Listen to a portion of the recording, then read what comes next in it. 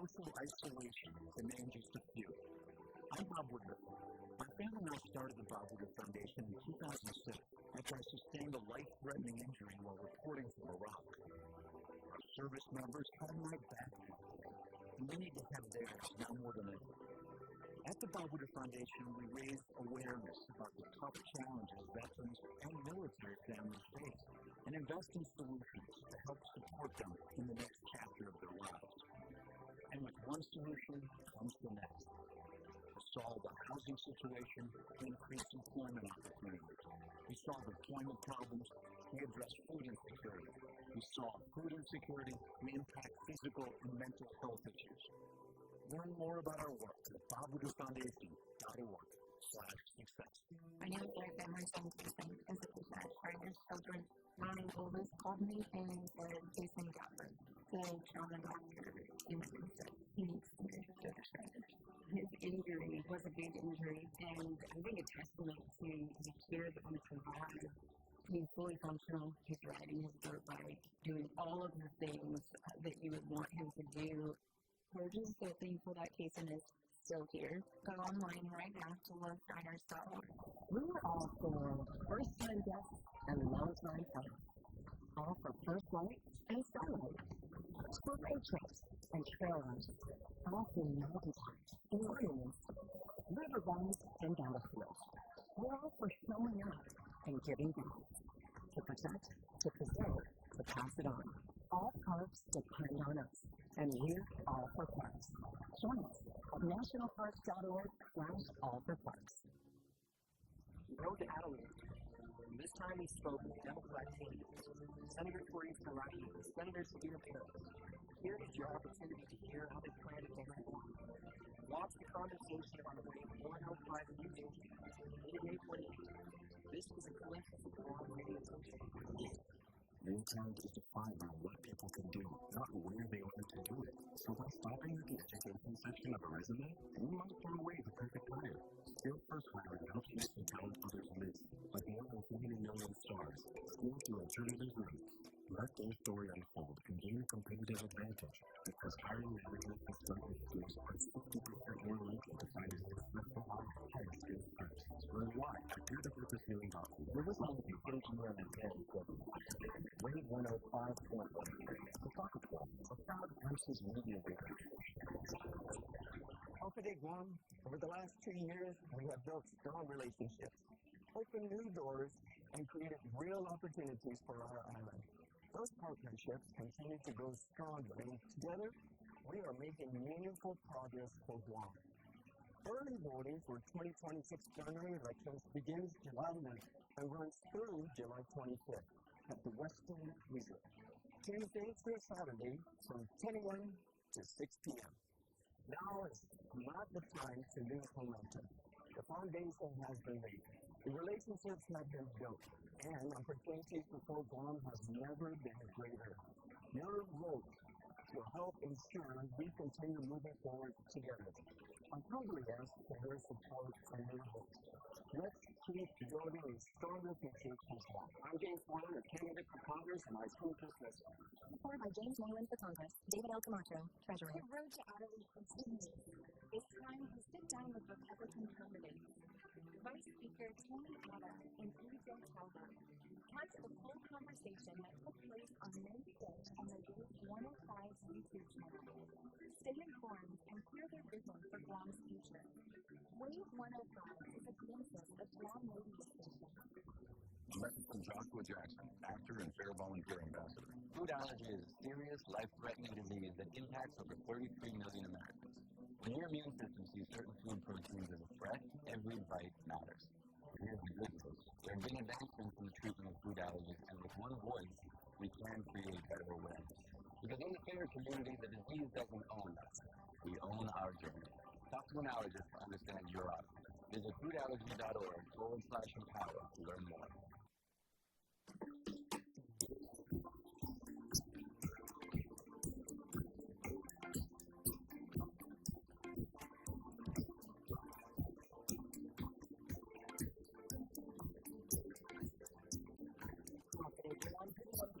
Welcome back to Mornings with Patti on the Wave 105 FM. It is a Monday, July 27th, streaming online at thewave105.com, as well as our YouTube channel. That's Wave 105.1 FM Blog.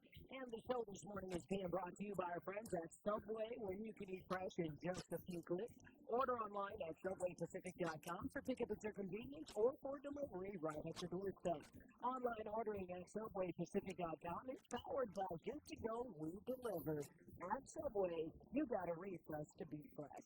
Bank Pacific, where others place branches, we place roots. Visit bankpacific.com today. GTA, we start with you. Mobile gas stations turn every fuel stop into rewards with Mobile Smiles. Download the app today for exclusive offers and fast rewards at the pump. That's Mobile Smiles. Fuel up and save. Take Care Insurance Company, Outward Island, your health plan. Triple J Auto Group, celebrate liberation with Triple J Ford, Liberation Celebration. Prices below dealer cost, thousands off retail, and F-150 starting as low as $39,995. Visit Triple J Ford today, customers first. Shop, dine, and relax at the Organic Shopping Center, your destination for food, fun, and local favorites all year long. Patch, tinting, and detailing for all your special interior cleaning. Call 483-7522. Code One Store is your tactical shop for public safety and everyday gear, serving Guam since 1999. Shop 511 Tactical and Condor Outdoor plus steel toe footwear. Stop by Code One Store today. And Chili's Grilling Bar. At Chili's, more like great food and memories happen here. Good morning, Guam, and welcome back to It's Mornings with Patti right here on the Wave 105 FM.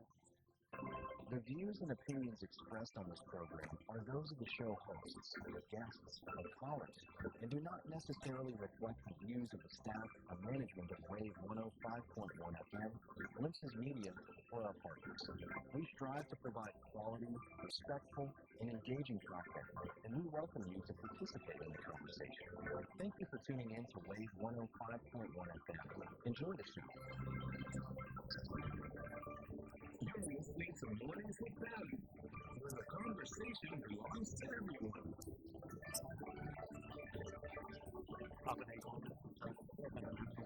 For your Monday morning, July 27th forecast. Scattered showers will continue today, and even increasing coverage tonight, with isolated thunderstorms also expected tonight and into Tuesday. Jupiter later this week and storms will continue to early this week. Combined speeds of 3 to 4 feet will increase as thunderstorms heading tonight. The northwest to wind currents will continue on all weeks to at least tonight, but may increase tonight on this series on Tuesday. The latest weather forecast for this week and after infos, visit us at weather.gov/JUM or dial 211. Hope everyone has a great day. Introducing the all-new Subway Wraps, made to make anything on the wrap. Light, delicious, and satisfying without weighing you down. Subway Wraps make fueling your day easier than ever with bold flavors and fresh ingredients. Try a cheesy garlic spoke wrap today. Subway, eat fresh, feel good. Some SUVs get you where you're going. The all-new 2026 Mazda CX-5 is designed to move you. Experience a refined interior, intuitive technology, a stunning redesigned exterior, and a new 15.6-inch touchscreen display. All crafted with the quality and attention to detail Mazda is known for. Now available at Triple J starting with just $29,995 or as low as $198 per purchase. Visit Triple J in up to 2 months or get pre-approved instantly at triplejblog.com. The all-new Mazda CX-5 designed to move you. Triple J customers first. Hungry and eat gas? Mobile Tactical. Now through July 31st, Mobile Smiles app members can enjoy a free 6-inch Subway sandwich with every minimum fill-up of $30 gas at any one local station. Available exclusively on the mobile app. It's an easy summer win. More open it and enjoy the rewards. Now the member gas, pick up a Mobile Smiles from any mobile location. That's the search of gifts. Mobile and Subway is your right deal for the summer. See store for details. Explore, snack, and share for exemplary round-trip tickets to Taiwan. Join the Guam Photo Hunt and visit iconic landmarks and hidden gems island-wide. The more locations you photograph, the more chances you have to win exciting prizes. Learn more and submit to win online at visitguam.com/photo hunt. Terms and conditions apply. Explore, snack, and rediscover Guam. Brought to you by the Guam Business Bureau. Our critically injured veterans and first responders are left behind every day because of inadequate wheelchairs. That's why Wheelchairs for Warriors is on a mission to serve America's heroes across the nation and provide them with custom-fit wheelchairs tailored to fit their needs, to ensure they're rejoining their lives at the highest level of independent mobility and function possible. From lightweight daily use chairs or adaptive sports chairs to all-terrain wheelchairs to get these warriors outdoors. Wheelchairs for Warriors serve those who served us. To join their mission, visit their website, wheelchairsforwarriors.org. Library at the forefront of childhood cancer research. Accept through, redo, because every innovation we make is a moment we give your children with cancer comfort. But they can't do it. Help take kids and children with cancer more moments that can last all night. Learn more at sweetfood.org. The road to Adelaide is off and running. It's up. We sit down with Republican candidates Speaker Frank Glass and Dr. Mary McConnell. Count the full conversation that took place on May 7th in the Wave 105 Music Hall. Stay informed and share their vision for Guam's future. Wave 105 is a glimpse of Guam radio stations.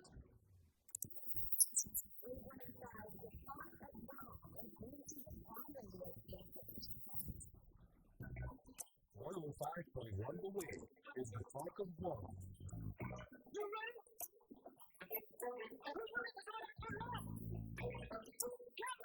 And you've got it tuned in to Morning with Patti.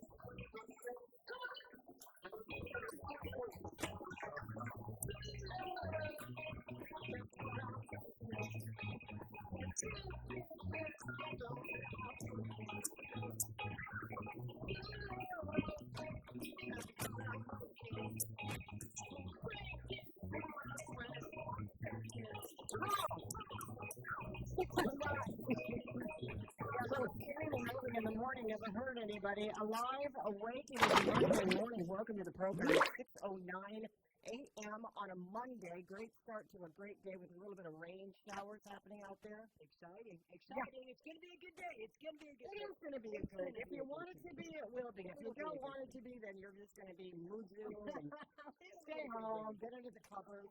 I have to say that there's not very many days where I feel the need or want to do that. Okay. But when you put your entire family on an airplane, it's really tough to get it together. You know what I mean?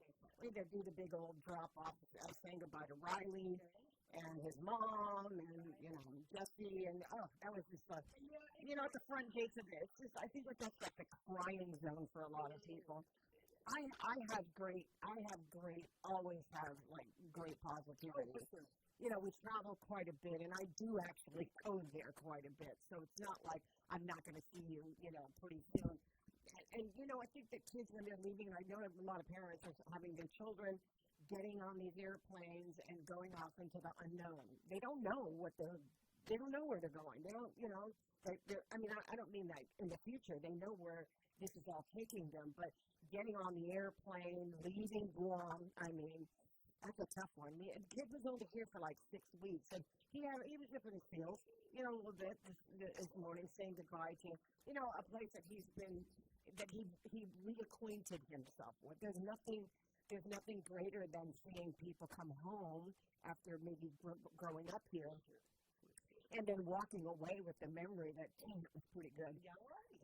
Yeah. We threw him a Chamorro fiesta. A Chamorro fiesta. We had from pig to, Tamales to with chicken all the king. Okay. You gotta find the right person to do that. But it was all. I want to shout out first of all to. There's Mama Shar. Mama Shar brought on this ensemble, and they played for a couple hours. But have you ever heard of Southern Roots? Southern Roots, love Southern Roots. Oh my, love Southern Roots. Gosh, the whole night was filled with local music and tomorrow music and just these young kids that get up on the stage like that and just spread, absolutely. Well, she ended the song with a hagu, which is the one that gets me all in my feels anyway, but it was just it was a wonderful evening. But he got to see people that he's not seen since he was a baby and met people that he'd never met before but heard about. But it's just, I think that the feeling that you get when you throw a Guam-centric party is pretty cool. Everybody went to Sweet House. Granted, there was more food than there were people, as usual, but that's the island style. I just said, I want people to be so full they can't walk, and I want them to go home with bags of food, and that's exactly what happened. That's the way we threw our party. But he got to, he just got to see how people pull together for something. There's literally 4 of us planning this party, and he got to see how people pull together, for the greater stuff, right? It's a great display. It was just a party, but you can only imagine when you walk away after seeing people trying to recover from a typhoon. It's all kind of the same thing. So we're all in our feels a little bit today. We're feeling kind of high that it's another gorgeous day, and it's the last week. Okay, last week was I've been campaigning before August 1st, which is coming Saturday. And if you're going to the polls, keep your eyes wide open. And also understand this is where they're going to capture as much attention as they possibly can. Getting the good attention is going to give you a free road all the way up to Saturday, where you're feeling good about your candidate or you're feeling good about your team. And then, every once in a while, you have that 11th hour screw up. 11th hour screw up, okay? That's when a camp just has something happen to it. And then everybody goes, oh my gosh, they're never going to win. You know how that goes? Yeah, I know that goes. And so this is kind of what's happening. I think, damage control, I feel like damage control is lost on the ultimate editorial work. It's like we were doing so well. Now we got to break out the mops and brooms again. Who screwed up this time? Who dropped this pizza? Yeah, right. Why are we cleaning right now? This was so easy. We were doing so well. I got you. No, for sure. They have the momentum. Josh and Tina have the momentum. I think people know what we're talking about here. The momentum yesterday, I'm not talking about. I don't know what the numbers are. People ask me, who's going to win? I don't know. If you have something, tell me. But the momentum for all the camps, except for. I know the top 3. Okay, not top 3. The top, excuse me, there's only 2 candidates on the Republican side. So the top 2 was out in force yesterday. That's correct. And the 4 o'clock. And Josh and Tina were out as well, all over the place on a motorcade. For sure. I don't know do you know if there was a Tulagi Perez rally, or they are saving the best for last? Same with Joe and Dwayne, and they saving the best for last. They're going to get you on Friday or something like that. Well, they were all on a high yesterday because all the camps were, they were really trying to, make this big statement yesterday. And so I saw a video of the motorcade. I saw it when Kathy Phillips again picked it up on her live on Facebook around here. They were coming up to Route 16. So I saw them. I think I've never been in one of these things. Have you? So whatever village you're in, you pick up the motorcade as they're passing by. You add to it. Right. So there's a string of cars that were parked along the side of the road, and that was them basically getting ready to enter into the procession. So they did a motorcade that ended at the rally. I saw that. I also saw another lot. I don't know who took it. Okay. From the block of Cotta Camp. I saw Frank at the beginning. He was holding a big sign. And all the way down the sidewalk, they were waving and screaming into the camera. To end with Mary Okada at the end saying, vote for us. I didn't see much of Adik Kava, and I'm not sure whether it's because I wasn't paying attention. Okay. But they also did have a rally as well.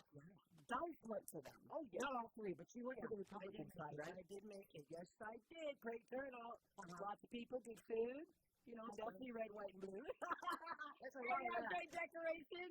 Parking was nice, right? It wasn't as Which one did you go to? I went to the Adas, right? I went to Ada Calvo, swung around, hung out at the block side. I was waiting for the motorcade to complete for the Foxentina, right? So they were still out. So I looped around, came back, went down to PD, blah, blah, blah, scroll back down. But yes, it was a great turn. I think all of the camps actually were. Well, they all this is kind of where you show your thing. So, unfortunately, I love the kids, though. You got to love the kids. And I'm like, oh my God, is this your mascot? And it's not your mascot. The kids have no idea what they're voting for. They have no idea what they're waving and smiling for. But they're in it for the energy, right? That's the adorable part. I love that. The kids, that was so beautiful to see. So unfortunately, the whole motorcade for the Josh and Tina parade, or ended with a rally. Not unfortunately, it ended with a rally in Adania. But great job. Yeah. So I've never been to one of these. So you never did a motorcade? No. No. Oh, Patti, it's a ride. Oh no, thank you. I'm good. No, I'm not into political rallies. I'm not into. I don't. Well, I haven't. All my adult life, I've been in media, so it's just never a thing for me. But anyway, I'm a great observer and evaluator of these things. I'm a great consumer of the advertising and the marketing and all that. I'm all in. I am in it for it, right? Can't even say all in anymore. Can't even say all in. But you know what I mean. I'm here for it. So they ended with the rally. I didn't see it, but then last night we were out to dinner and my phone's blown up. Gotcha. Forwarded many times. And if you didn't see it, then go pick any website or go onto Facebook and you'll find that there was an incident at which the MC for the Tenorio Barnes rally last night or yesterday at some point was trying to make a point about who to vote for. And like, our team is better than yours. But he ended up making a statement about writing about voters who do not. Can you tell me? You heard it, because I was trying to make out the words. He was trying to make a statement, but he made, instead of trying to make a joke, he did try to make a joke at the expense of those who have disabilities, particularly children. Yeah. It didn't go over well immediately. In the audience, there were people who were laughing because it was a punchline, and whether they knew what they were laughing at, they were laughing. Somebody captured it within the rally and posted it on Facebook, or everywhere that you can find. So immediately, there was a whole lot of let's go back and forth on how we're going to control this. So my phone was blowing up last night. And so the MC is Joe Menno, who is obviously an avid supporter of the Tenorio Munya Barnes campaign, but he apparently is the rowdy MC. And I think he was trying to get the crowd to, obviously rally the crowd, and he just used the wrong statement in order to do so. And it was embarrassing for him, it was embarrassing for the camp, and I think that everybody today, depending on what side you're on, is either trying to apologize and explain the faux pas, or they're taking it and writing with it. And it's the taking and writing with it is where people are trying to figure out what side of this that laid down. So let me just help you out. I'm not going to run the video audio unless we have it. Do you have it? Maybe you can break it out. If you could break it out, maybe we could get people can see for themselves or hear for themselves what was said if you want to. This is only important because it's up to you to decide. It's up to you to decide whether or not this is a thing in a campaign like this when it's really hot and heavy. Listen, I will say almost all the time that there's a deep campaign like this, especially gubernatorial, some mud is going to be thrown. It's par for the course. This one, in the scope of them, it isn't a deal breaker, but it was insensitive and the camp looks bad because one of their top representatives was, made a disparaging remark. So if you have it, let's just run it. Give us a second. It might be. We'll see how it plays out. If you can use it.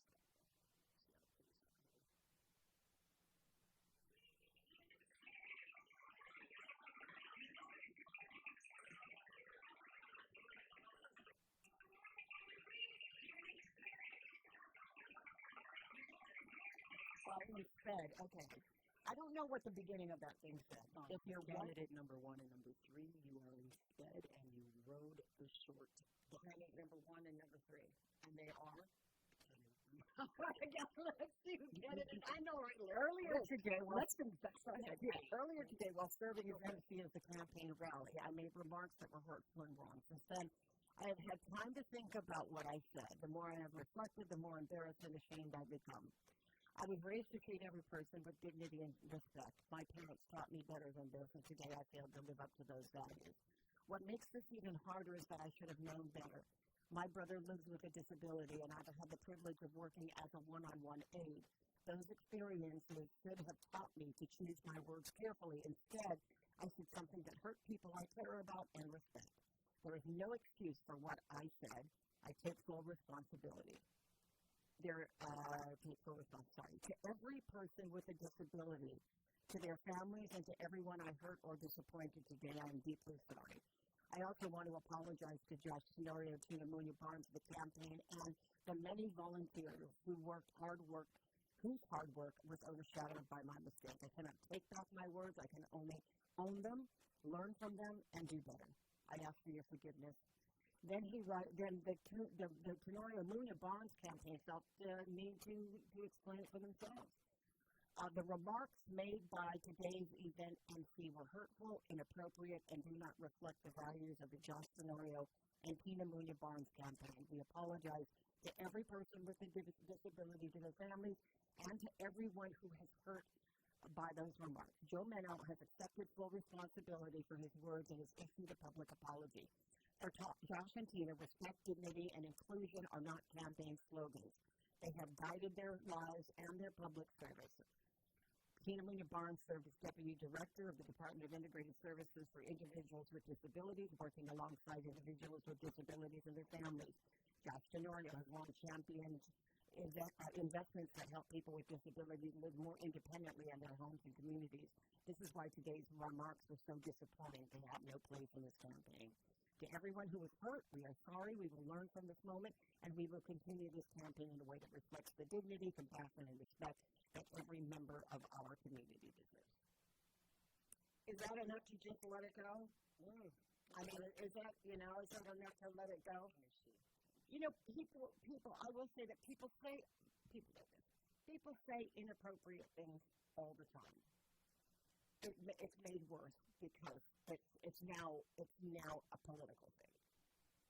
This disparaging, comment was made at a rally with political significance, which opens the way for politics to rear its ugly head and take over the narrative, and especially if you are an opponent of Josh and Tina, you've just been given a free ticket down that path. And so let's not forget that the people who you most have to be right with are the people who are in the position to determine whether or not you are fit for their interests in office. And sometimes people will be pretty forgiving about making errant comments or crossing the line, as was the case here. The sincerity of Joe Meno, I think, was felt by the fact that he knew that he was making a joke and making a joke that he didn't think was harmful. Or maybe it's because he has a brother who has disabilities that he has helped, and cracked a joke about somebody that he knows very well. I'm not going to say that what he said was, understandable. But I also will say that sometimes we cross the line in our own comments, in our own private spaces, where it's not as big of a deal because you're living with it.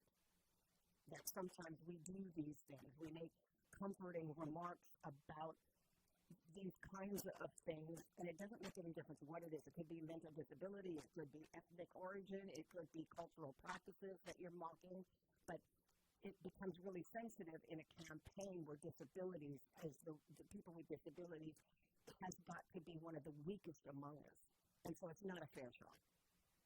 And so I guess it's up to you to determine whether or not you think that it may be forgivable, but yeah, absolutely. I think that Guam people are very clear that when somebody is a mea culpa and you know it's serious and you know it's sincere, that they tend to brush it off and go, okay, you said you're sorry, that's good, but some people can't let it go. Some people are deeply hypersensitive about any disparaging remarks made about anybody, about anyone and anything. And those are the ones that have got to be assured that what was demonstrated on that stage in the rally is not indicative of the character of the campaign. So you've got two things that are always mixing in politics. It's ethics, characterization, and then it's politics. And if you think that this team will never or has thought that this was funny or will never have ever used terms like that or ways to capture people's attention and also hadn't worked for the benefit of people with disabilities or children in special education, then your answer is already there. But if you are realizing that, this guy, he got a little overzealous. And I also say, I actually feel for Joe Mayo. I've said some inappropriate things behind the microphone. Have you? I've said some things back in the day, and I've said them even recently, where I was like, oh my God, how could you have said that on a live microphone? Sometimes this is the sickest part about being on a microphone, where after 40 years being in this business, that it becomes an appendage. It's like a microphone is a part of my body. It has, like I said, over 44, 45 years that I've been on the radio in my lifetime. That's like the majority of my adulthood. I am bound to say something disparaging. I have been bound for many, many years to make inappropriate comments in front of a crowd. I've done many. I could probably write a book on how many inappropriate things I've said over the year, and plus that it's me. Over the years, I've also become, clearly as I matured, I've also become a little more sensitive to who I'm playing to. But, when you're behind a microphone, and sometimes, I don't expect everybody to know this, but sometimes when you are at a loss for something to say, you say the absolute worst thing. And then you kick yourself later and you go, of all of the things in the world that you could have just said at that moment, you picked the worst possible option. Like if you wrote down all of your responses or all of your clapbacks or all of your anything that you wanted to do to get the audience to laugh. That's the other thing, to get the audience to laugh or respond. You chose that. If you wrote it all down, you picked option C, which is the stupidest one of all three. So I feel for him in that way, that when you're taking a microphone, it's a very, very powerful place that you're in. Your voice is magnified, and it is in a situation where there's people that are hyped. I've never done a rally before. I've never been a cheerleader before, but I've had to work a crowd. I'm sure you have. All the time. You have to hype up a crowd all the time, and you got to do what you got to do to keep the energy going. As MCs, I don't do this anymore, but as MCs, that's what you're paid to do. If you're having a high energy event, you want a high energy person. Nobody calls me for high energy anymore. Because I'm just not there. You know what I mean? I'm a lot more tame than I used to be back. And I used to have energy for the hype. Now I need hype for the hype. So it's very difficult. It's very difficult to be in that place. I'm not saying that is enough of a forgiveness. I'm not saying that everybody makes mistakes at a microphone, because a lot of people never even touch a microphone. But sometimes when you're at a loss for something to say, count how many times that you said it absolutely the wrong thing without a microphone. So I'm not giving him a hard pass on pretty much anything about the comments he made, and he owned up to it. He's taking responsibility, and he's asking for forgiveness. On the campaign side, they're saying this is not indicative of our ethics, it's not indicative of our characterization, and it's not indicative of our history as public servants. And they admonished the MC. I'm not sure Joe Mayo will get on a microphone anytime between now and Saturday. But it's going to be really up to you. What do you think? Bottom of the hour. Let's go ahead and take a quick break here. Come back on the other side. Good mornings with Patti. We're stepping inside the historic kitchens today. Dangerous, heavy metal engineering behind an elegant dessert favorite. Welcome to the National News Spotlight for July 27th. Before the invention of the convenient modern culinary blowtorch, old world pastry chefs faced a dangerous mechanical crisis trying to achieve the perfect glossy top for natural creme brulee days without curdling the delicate egg custard underneath. Their primitive solution relied on a heavy, antique, castellated weapon called a salamander. chef placed this massive iron disc directly into roaring furnace coals until the metal glowed red hot. Then they carefully pulled the blazing plate out and hovered it just millimeters above the sugar. Instantly flash melting the grains into a crisp window pane through sheer radiant heat alone, turning a high-end French luxury dessert into a grueling daily test of blacksmithing grit. We live in a really great time. We have blow torches instead of coal furnaces and big metal discs. I'm just thinking about that, when you went out to eat, that the chef had a blacksmith in the back. Forged an iron. We're also celebrating National Scotch Day and National Love's Time Day. I'm Alice Anderson. And I'm Marlo Anderson, International Day Calendar, reminding you to celebrate every day. If you're looking for world-class website hosting at a fair price, Pair Networks is your best choice. Founded in the early days of the web and still going strong today, Pair Networks now hosts over 150,000 websites for its demanding customers worldwide. Setting the standards for excellence, Pair Networks has a technical and support staff that's second to none. A highly stable company with top-of-the-line technology, Pair Networks offers total reliability and flexibility for your website, and even a money-back guarantee. Whether you're a professional web designer or a beginner just getting your site online, Pair Networks has a web hosting plan that's right for you. Make the move today. Log on and learn more at pair.com. That's PAIR.com. Pair Networks. World-class web hosting at a fair price. Visit us at pair.com. Pair Networks.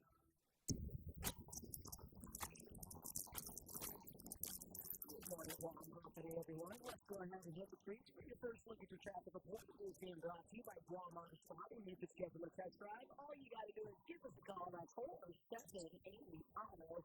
Or if you'd like to take a look at our inventory, you may also visit our website if you head to Guam Auto Spot. Okay, friends, let's see what we got. Northern and on the island. Looks like traffic is moving nicely this morning. North as well as southbound coming around Chigo as well as Steadido. 0501, that's going to be around Wistic, New Samsung Road. Stupo this morning as well as GRMC. Traffic is moving nicely around that area. It is beginning to pick up for our friends getting around the Steadido Sports Complex or up around St. Paul Christian School, trying to climb on the Route 16 in Paradise. You will find a little delay this morning outside Department of Revenue and Taxation. Momo's took to Mighty. Route 8 is nice and clear. No delays along Route 10 in Garagata as well as Marine Line. Let's continue to keep our eyes on the roads. Make sure you're not texting and driving this morning, and we should all be able to have ourselves a safe Monday morning. This is your traffic report right here on the Wave 105 FM. It's all being brought to you by Guam Auto Spot. The road to Adams. This time we spoke with Democrat candidates, Senator Cruz-elect, Senator Sabina Perry. Here is your opportunity to hear how they plan to govern well. Watch the conversation on the Wave 105 News Station. You May 20th. This is a commercial to Guam Radio Station. Patti, Guam, over the last 2 years, we have built strong relationships, opened new doors, and created real opportunities for our island. Those partnerships continue to grow stronger, and together, we are making meaningful progress for Guam. Early voting for 2026 primary elections begins July 9th and runs through July 25th at the Western River, Tuesdays through Saturday from 10 a.m. to 6 p.m. Now is not the time to lose momentum. The foundation has been laid, the relationships have been built, and opportunities before Guam have never been greater. Your vote will help ensure we continue moving forward together. I humbly ask for your support and your vote. Let's keep building a stronger future for Guam. I'm James Warren, a candidate for Congress, and I approve this resolution. Supported by James Moylan for Congress. David L. Camacho, President. Heavy gas, mobile gas account. Now through July 31st, Mobile Smile members can enjoy a free 6-inch Subway sandwich. It's every mobile fill-up of $30 gas at any Guam mobile station. Available exclusively on the mobile app. It's an easy celebrate. Fuel up, open the app, and enjoy the rewards. Not a matter yet. Look at the mobile Smile card at any mobile location. Register today. Mobile and Subway, and your See store for details. Introducing the all-new Subway Wrap. Now you can make any food on the rack. Light, delicious, and satisfying without weighing you down. Subway Wraps make filling your day easier than ever with bold flavors and fresh ingredients. Try the cheesy garlic steak wrap today. Subway, eat fresh, feel good. Explore, stop, and share for a chance to win a round-trip ticket to Taiwan. Join the Guam Photo Hunt and visit iconic landmarks and hidden gems island-wide. The more locations you photograph, the more chances you have to win exciting prizes. Learn more and submit to win online at visitguam.com/photo hunt. Terms and conditions apply.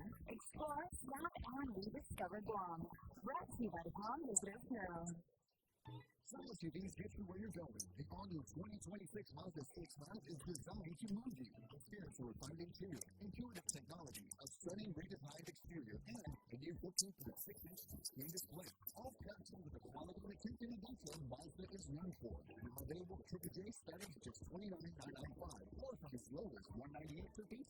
Visit Triple J in Upper T-Mall or get pre-approved instantly at TripleJGuam.com. The all-new Mazda CX-5 designed to move you. Triple J customers first.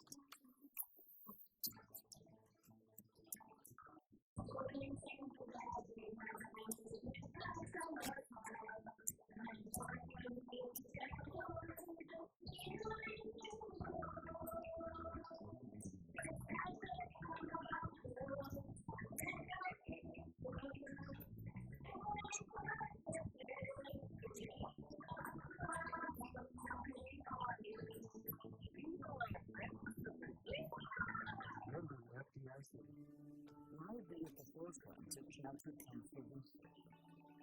At St. Jude, we do it because every innovation we make is the moment we give the children with cancer everywhere.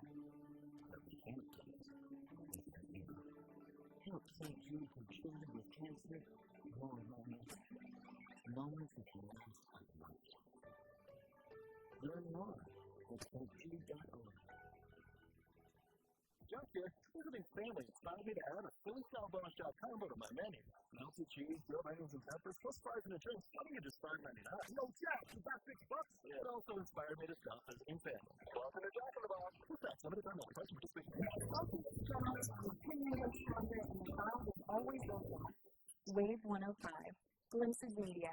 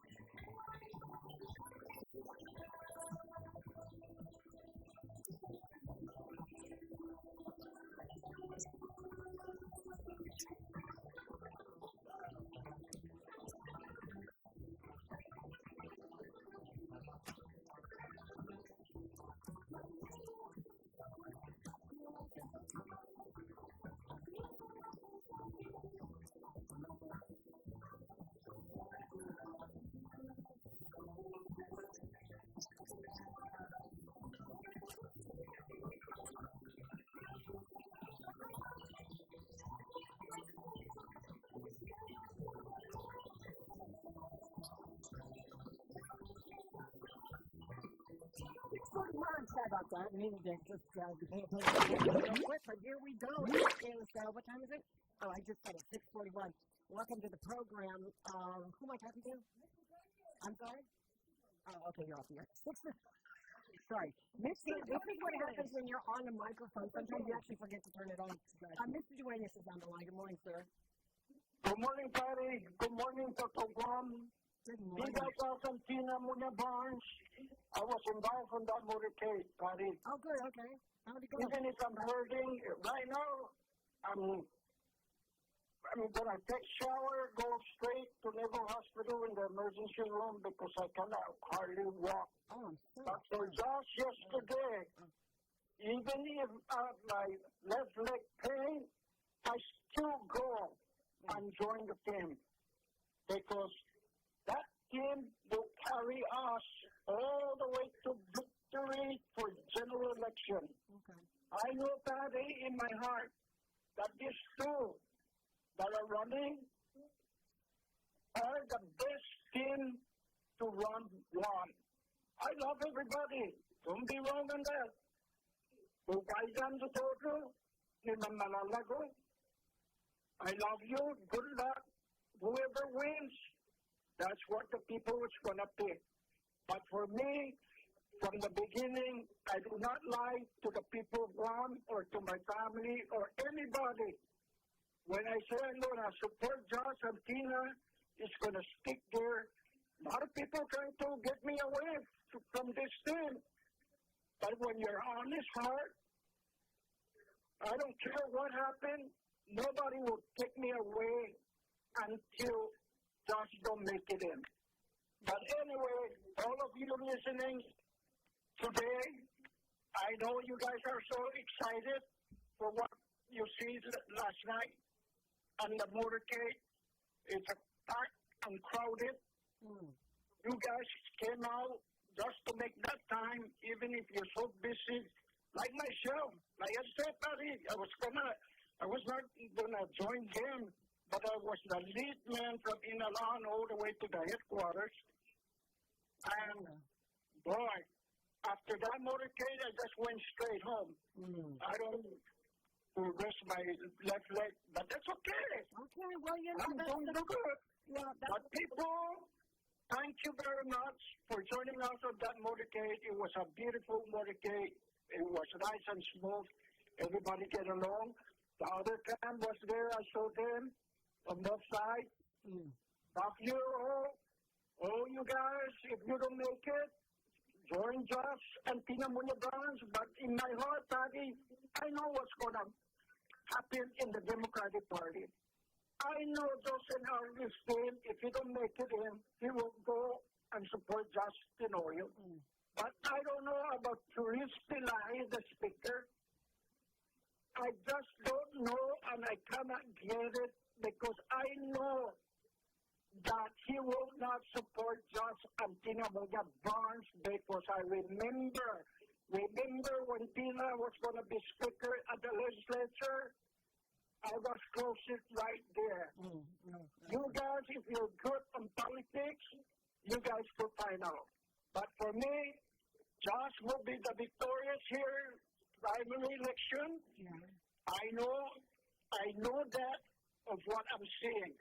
But good luck for everybody that are running. I love you all. Okay.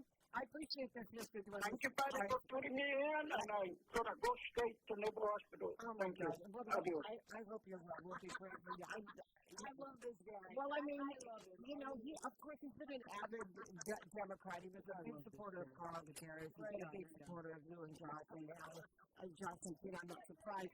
But, you know, that's it's remarkable, I would say, that loyal followers of these politicians or these gubernatorial candidates they're the ones that you really have to look for or look to.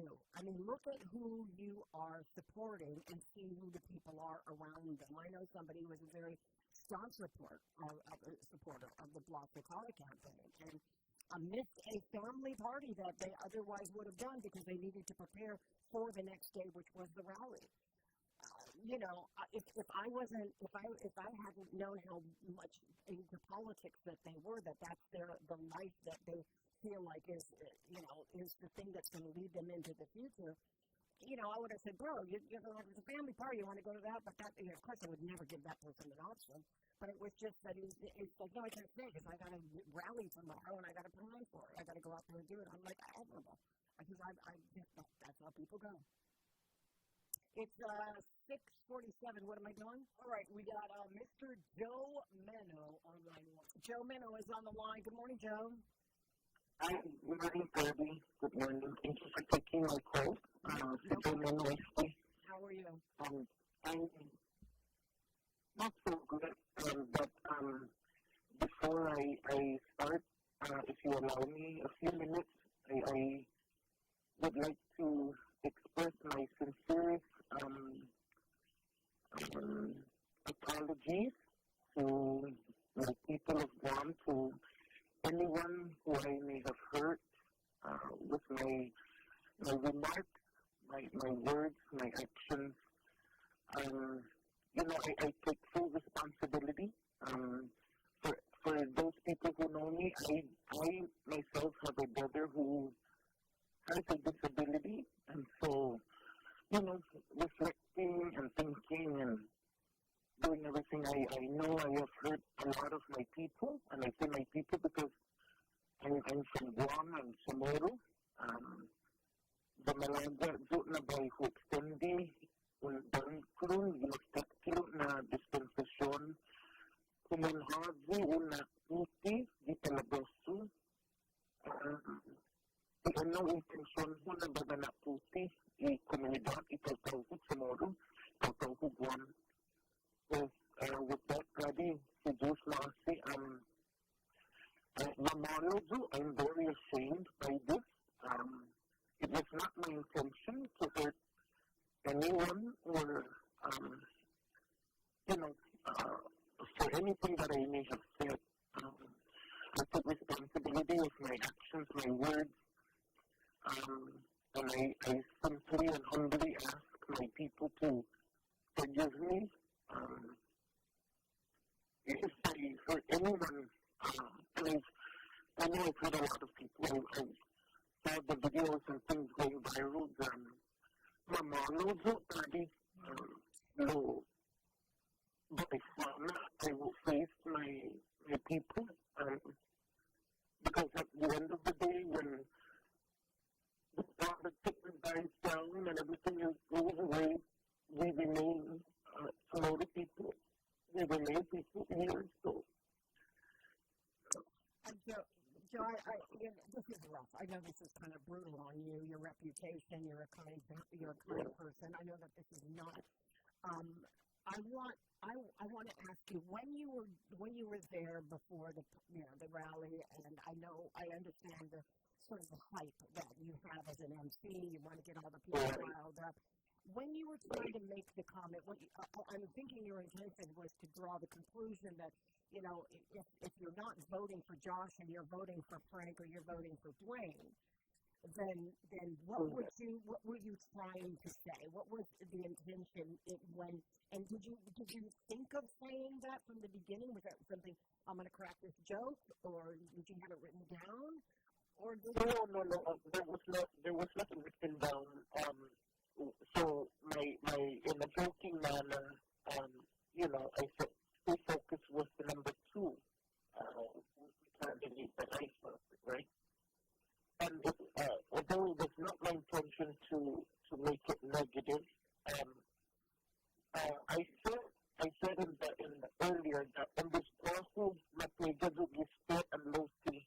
So I know I need to focus. I need to stay focused in a lot of things, and I guess the way it came out, or not I guess, but the way it came out, had a negative tone to it.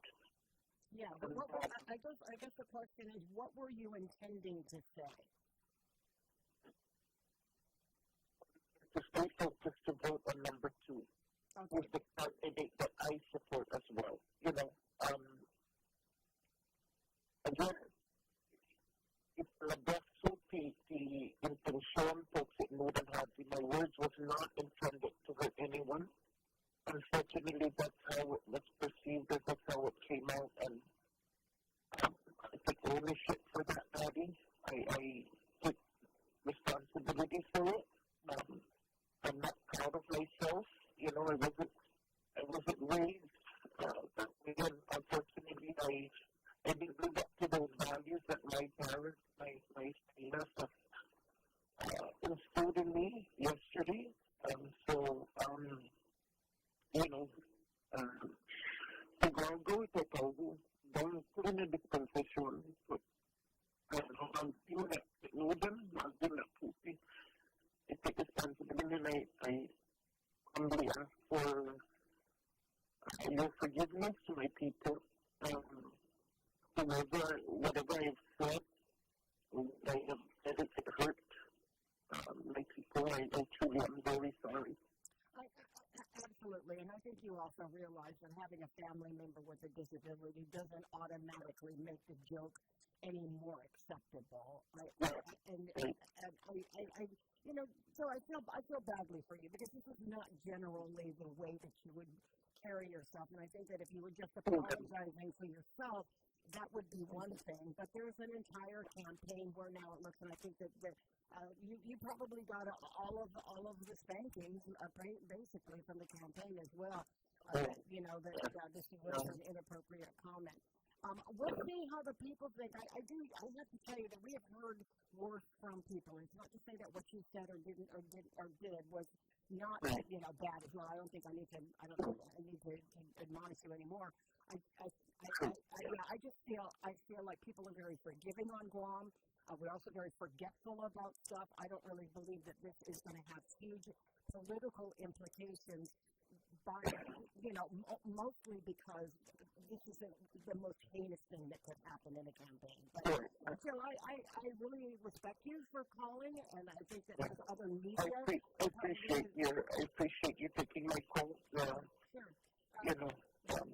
I'm just saying that there are other voters that are in other media, and I'm pretty sure that there's other media that's really having a field day with this because this has now become something that the campaign has opened, the path for everybody to go down. And I know in some media that they're going to take that ball and run with it. I don't know how you feel about it. It's gone on the air. You've done so on I read your statement. I don't know how much more claims you have to put out, but hey, good luck to you, Joe, and I really do appreciate your apologies. God bless. Thank you. My pleasure, no problem. Carlo's on the line. Hey, Carlo, good morning. Did you hang up? Oh. He was on the air. He'll get back to it. Okay, well, Carlo, if you can call back, we'll be happy to take your phone call. Okay. I gotta say, somebody just wrote overblown, that the entire thing is overblown. I mean, most things in campaign, I told you, everybody's hypersensitive. We're taking 5 days away from the campaign. 5 days away from an election, a primary, a very challenged election when you've got two other teams in the same party, all of them notable. There's competition there, not to mention that you have to fight off the Republicans.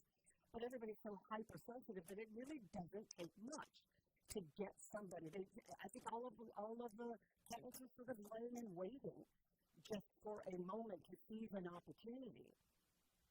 And that's what's happening. And having said that, I think the seizure of the opportunity becomes a lot more sensitive when there is someone in the mix that, well, the irony is not lost on me, but someone in the mix, which is Mike Nicholas, who is a Democrat, but he has been a big supporter of the Alec Calvo campaign. All right? Is it the anyway?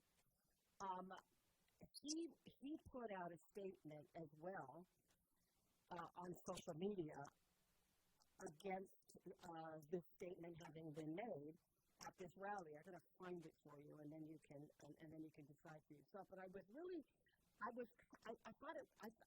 think that it helped the situation for anybody. Is Carlo back on? I just want to make sure that we didn't miss him. No. Okay, cool. I'm holding the line for him. Okay, cool.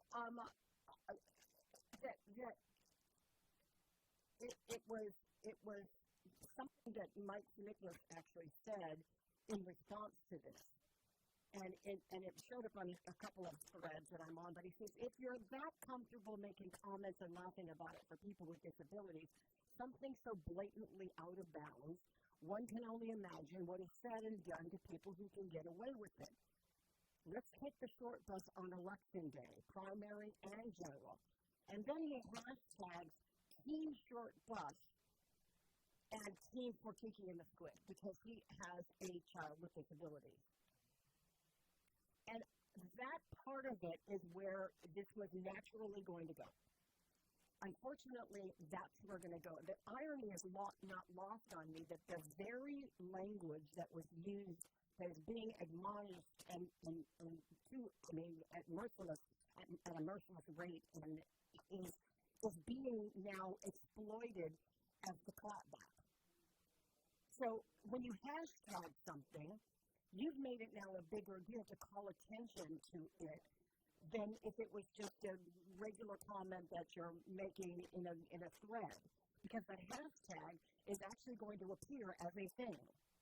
Now we've got a political slogan. And now that it's escalated into political slogan, the war has now been on. When the person, Joe Mayo's apology at this moment is already past years. Let me grab Carla before you hit the top of the hour. Hey, Carla, good morning. Hi, Patti. Hi.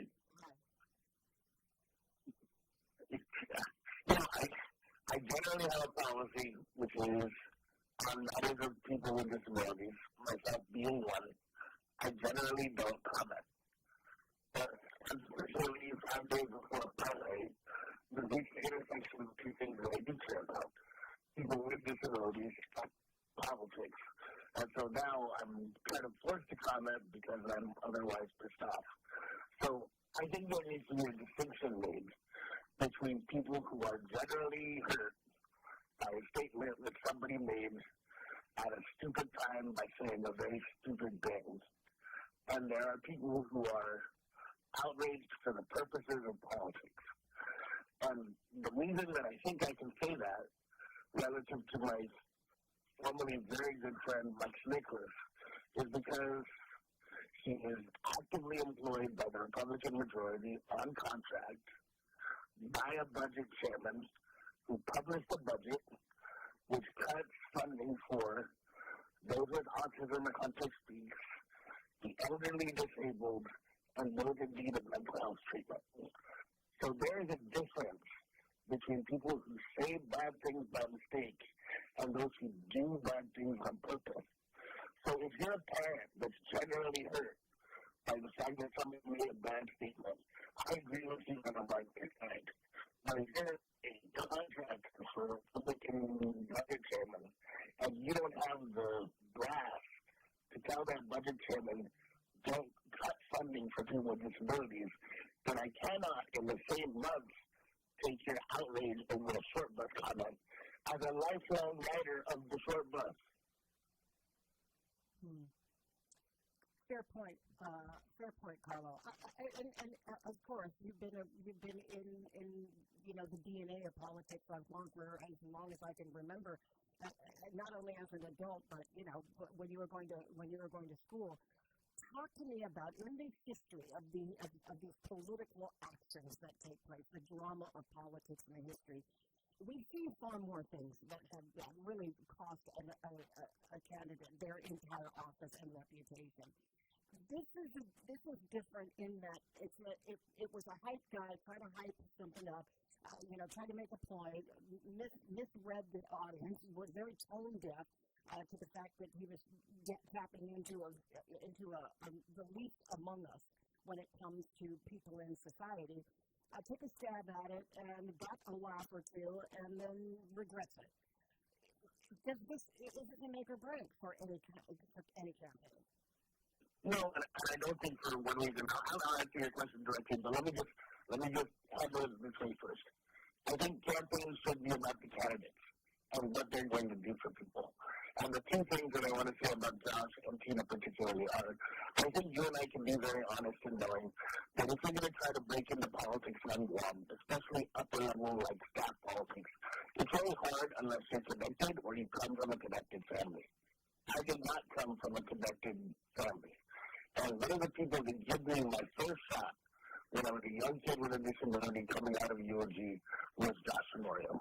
Right? He didn't know me from Adam I didn't have a fancy last name. He had no reason to care about me or what I wanted to do in politics or public policy. He gave me a shot and he had no reason to do so.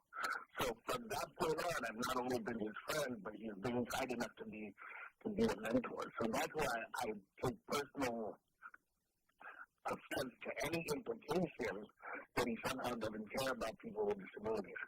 And then the second thing is, Tina Munoz Burns, of all people, is one of the people that has been a lifelong advocate for people with disabilities as the former deputy director of DISIG.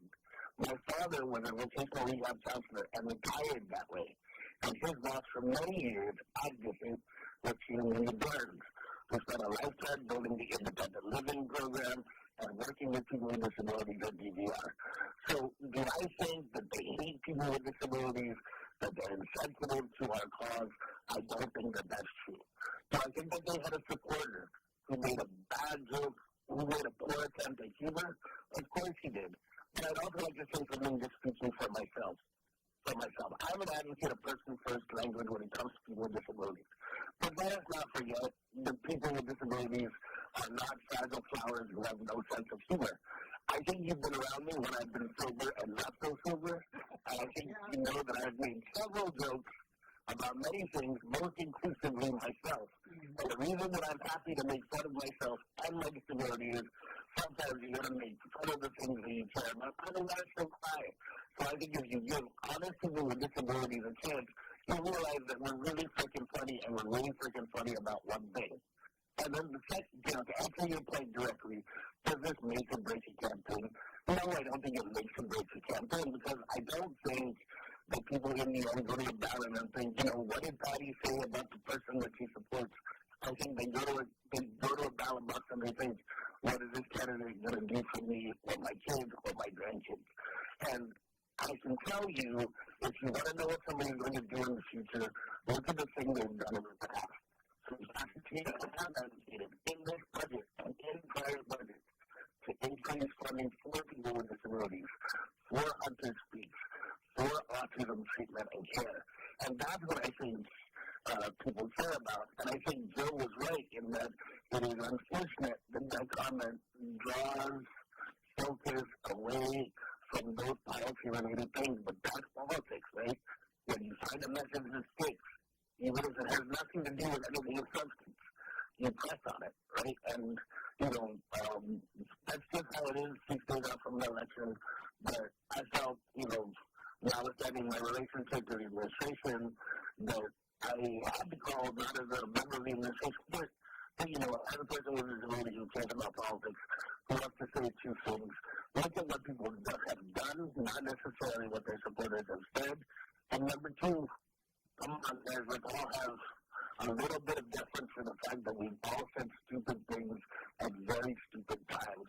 And let's look at really who is personally hurt and say we're sorry, and let's look at who's saying I'm hurt because they work for a guy that, passes a budget that actually hurts people. Point made, Carlos. I know you don't talk much on the radio, and I do remember our days of falling down. And the jokes were funny then, even as a person who doesn't have that kind of physical disability, but we certainly do laugh at each other heartily, and I appreciate that sense of humor. Thanks so much for the friendship, and we'll talk to you soon. Thank you. All right, take care. Carlos right.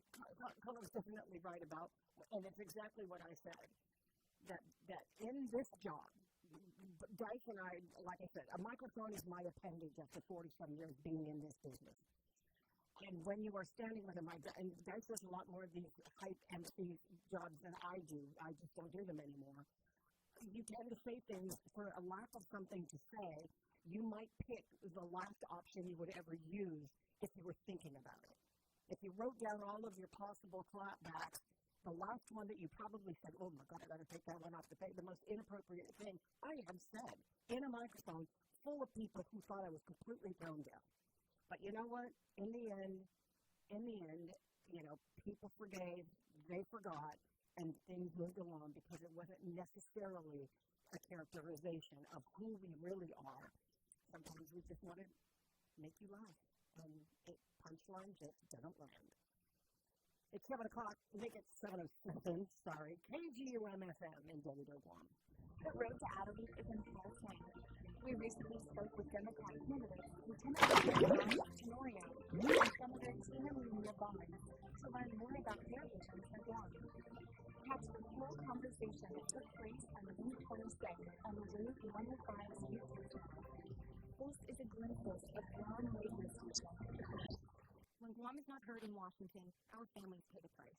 We pay it in higher costs, in housing that feels out of reach, and food assistance put at risk, and our Manamco and neighbors with disabilities still waiting for benefits they've earned. Mayor Tomasa Torres is running to change that.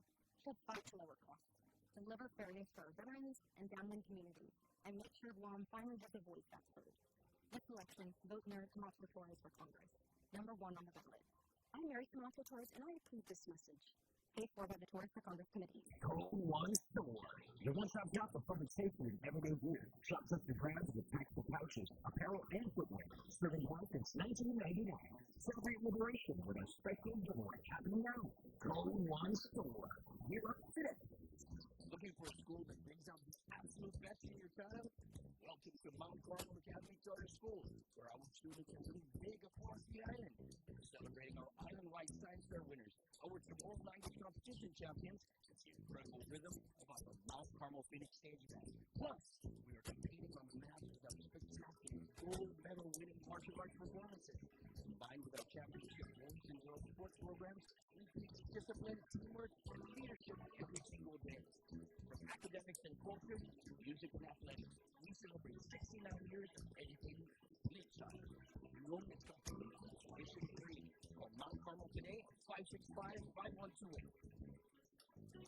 Our critically injured veterans and first responders are left behind every day because of inadequate wheelchairs. That's why Wheelchairs for Warriors is on a mission to serve America's heroes across the nation and provide them with custom-fit wheelchairs tailored to fit their needs to ensure they're rejoining their lives at the highest level of independent mobility and function possible. From lightweight daily use chairs or adaptive sports chairs to all-terrain wheelchairs to get these warriors outdoors. Wheelchairs for Warriors serve those who served us. To join their mission, visit their website at wheelchairsforwarriors.org. Road to Adelaide. This time we spoke with Democrat candidates, Senator Teresa Patti and Senator Sabina Carey. Here is your opportunity to hear how they plan to govern Guam. Watch the conversation on the Wave 105 YouTube channel. Read May 28th. This is a glimpse of Guam radio station. Military officer, law enforcer, policymaker. Service has been the cornerstone of Congressman James Moylan's life. James Moylan swore to protect America as an officer of the United States Army. As a parole officer, James worked with families affected by substance abuse and domestic violence. He was elected to the 35th and 36th Guam legislatures, and now James Moylan represents Guam's needs in our nation's capital as a member of the United States Congress. Congressman Moylan has fought for more than $3 billion for Guam, including almost $1 billion in military construction and roads, and law enforcement and first responder vehicles and equipment. Moylan is also working vigorously on standing up a regional office right here on Guam, a game changer for our 25,000 plus veterans, 40 years and 4 months. Dedicated, resilient, trustworthy, and proven. That's James Moylan. Re-elect James Moylan for Congress. Moylan works. I'm James Moylan, a candidate for Congress, and I approve this message. Paid for by James Moylan for Congress. David L. Camacho, Treasurer. It all connects.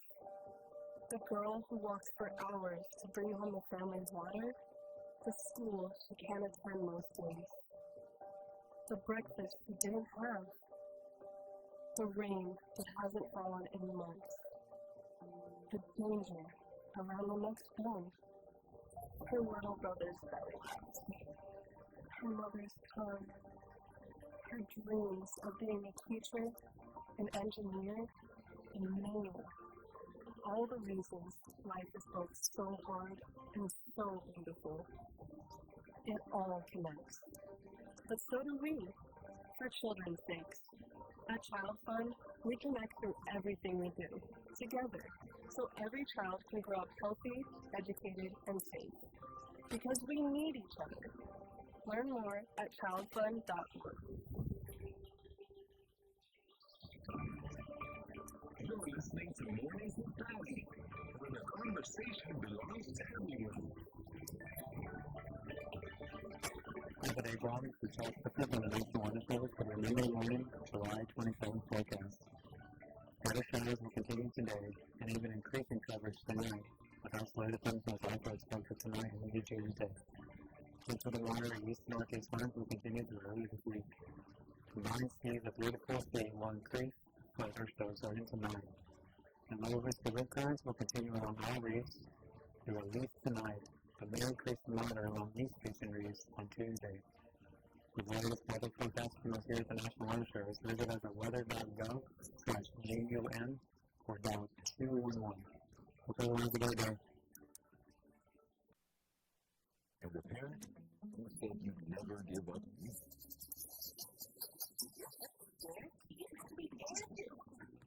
You said you'd never schedule your life around a stuffed animal.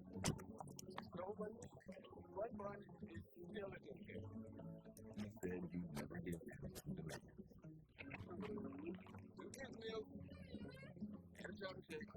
And never open arms way. But never happened.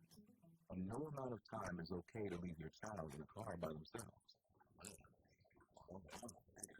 Temperatures as low as 60 degrees can be deadly for children left behind. So always bring them with you every time you park the car. Stop, look, lock. Brought to you by NHTSA and the Ad Council.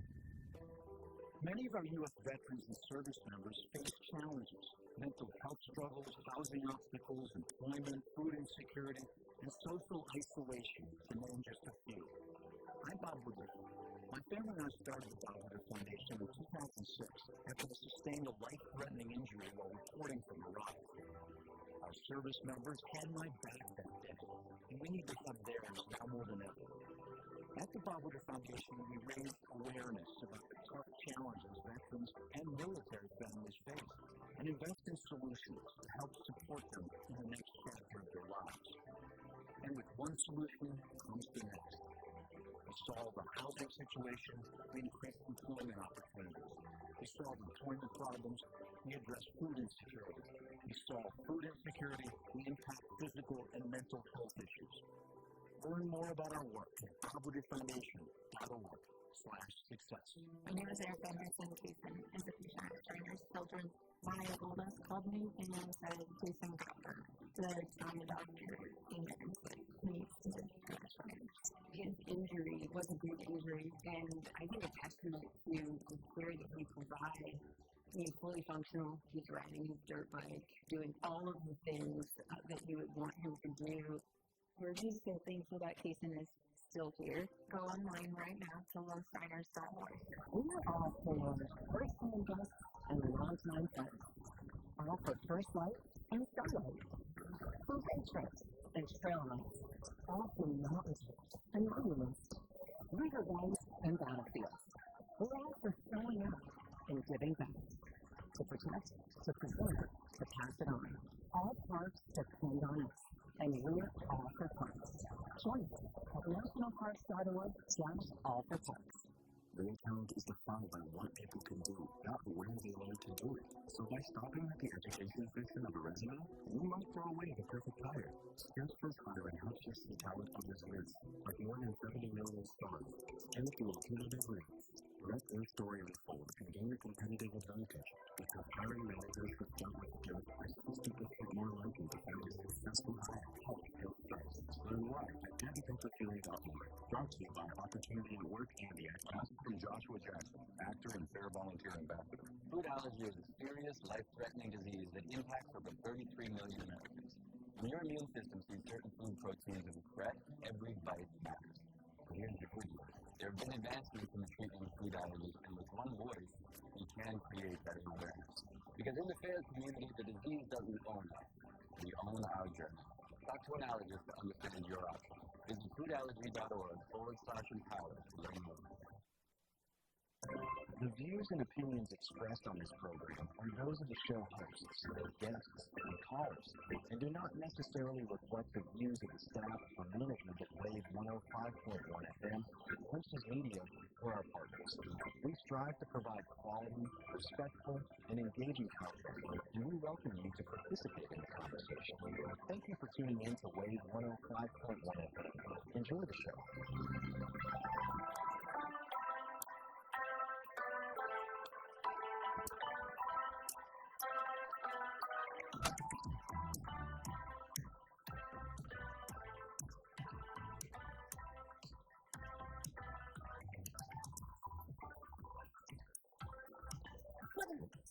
in the morning. Welcome back to the program. I think we've hit a thread of conversation that is going to play pretty high today. I know what it's going to be in the afternoon with people getting all their seals out of a controversial emceeing job that was made during the Josh Tenorio and Tina Munoz campaign rally yesterday. Is he there? Yes. Lieutenant Governor Josh Tenorio campaigning for gubernatorial position. Good morning. How are you, sir? Good morning, and I will extend this opportunity to ask people to not only vote on Saturday, but to vote for Josh and Tina. Well, that'll cost me $25. We'll send you the bill. All right. Nonetheless, clearly you're compelled to call. I read your statement, so I'll give you the microphone. Well, anything that happens at any event of ours, and this very unfortunate thing, which offended people, including people in the Allen family, I want to apologize for. Even though we didn't direct that, but the reality is that in leadership, sometimes you have to take responsibility for actions that other people take that are part of the organization, and that's certainly something I'm going to do right now. I said that in the statement, but wanted to let the people of God know that that kind of offhanded comment obviously is not something that Tina and I are about. We spent our lives working and fighting, continuing to fight to improve the quality of life for all people, especially individuals with disabilities. And that's something that we will continue to do, and hopefully God willing, He will give me and Tina that opportunity to do that in January as Governor and Lieutenant Governor. Joe Minnow is taking a beating today. It's par for the course. I mean, and he came up with a very sincere apology. I felt like it was a sincere apology, and he was very emotional on the radio because he knows that he's in for a lot of criticism. Lieutenant Governor, you have been in politics, not for as long as a lot of these veterans have been in, but you have been in politics long enough, or at least a consumer of politics on form. And I asked Carlo the same question. Is this a make or break for a campaign, or is this just, again, part of the season? Well, I think this is an opportunity for people to see how we deal with crisis, or how we deal with things that are offensive. And I think the people of God should know that, number one, we don't agree with that kind of sentiment. And number two, we're not going to sway away from it. We will take responsibility, handle things accordingly, but also take the time to reemphasize our pledge and commitment to this population, which means a lot of attention and a lot of financial support from the rest of us on this island through government programs. This is a comment that Carlo made a little while ago, and some of the most vocal of the opposition is Mike Nicholas, a former congressman, former senator. He is a declared Democrat, but is currently and has worked with the Republican side. I don't know if that makes a difference to people, but he is currently working as a lobbyist for the Republicans on that side. He makes a play.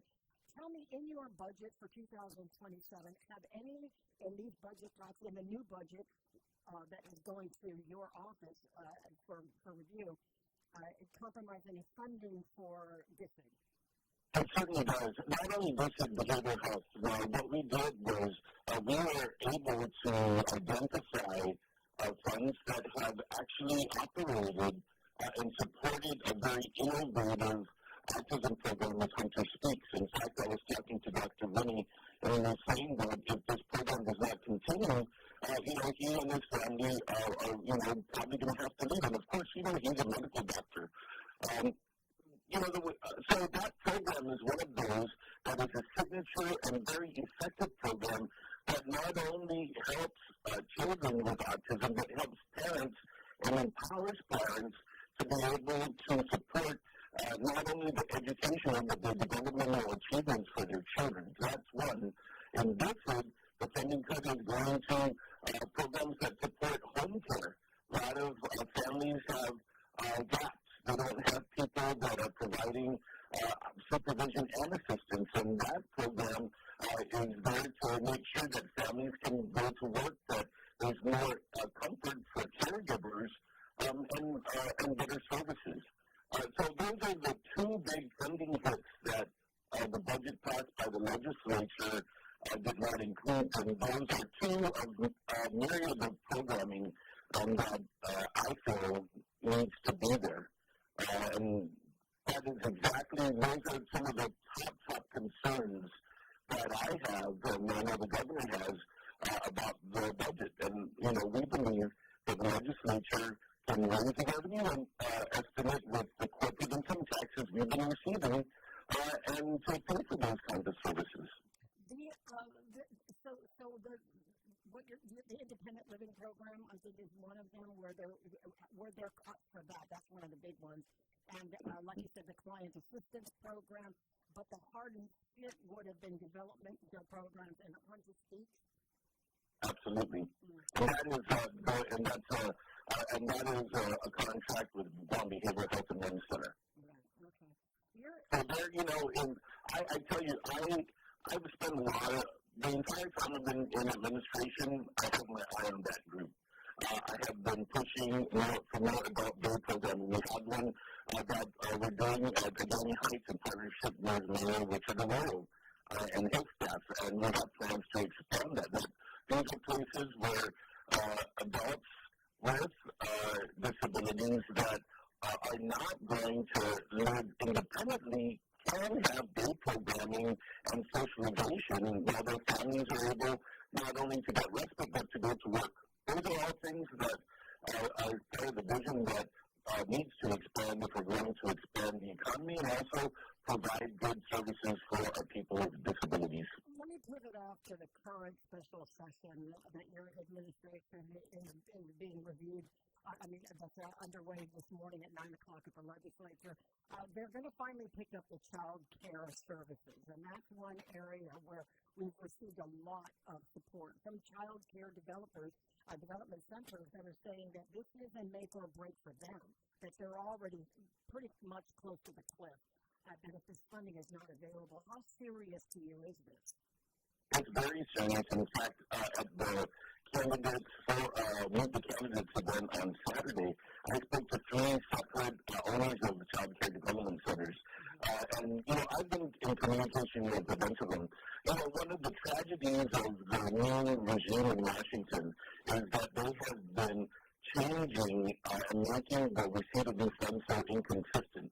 And because these funds have been federally funded for so long and at a different time a bit more robust, when they break the cycles of distribution, it means that these small businesses are forced to use lines of credit to be able to operate and pay their people, which cannot happen. And this funding that is in the emergency measure that the governor has introduced is meant not only to stabilize that, but it directs all of us in GovGuam to come to a compelling reason why we need to focus local support for this kind of programming for child care. It has expanded the number of people to get into the workforce, and it's so needed.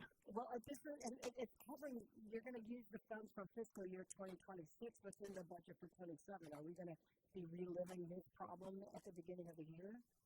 Well, a portion of that is probably going to be reimbursed, and that should just flip over into local funding so that we're able to properly project and stabilize this entire area. Because also on the business side, it's a very responsible new industry.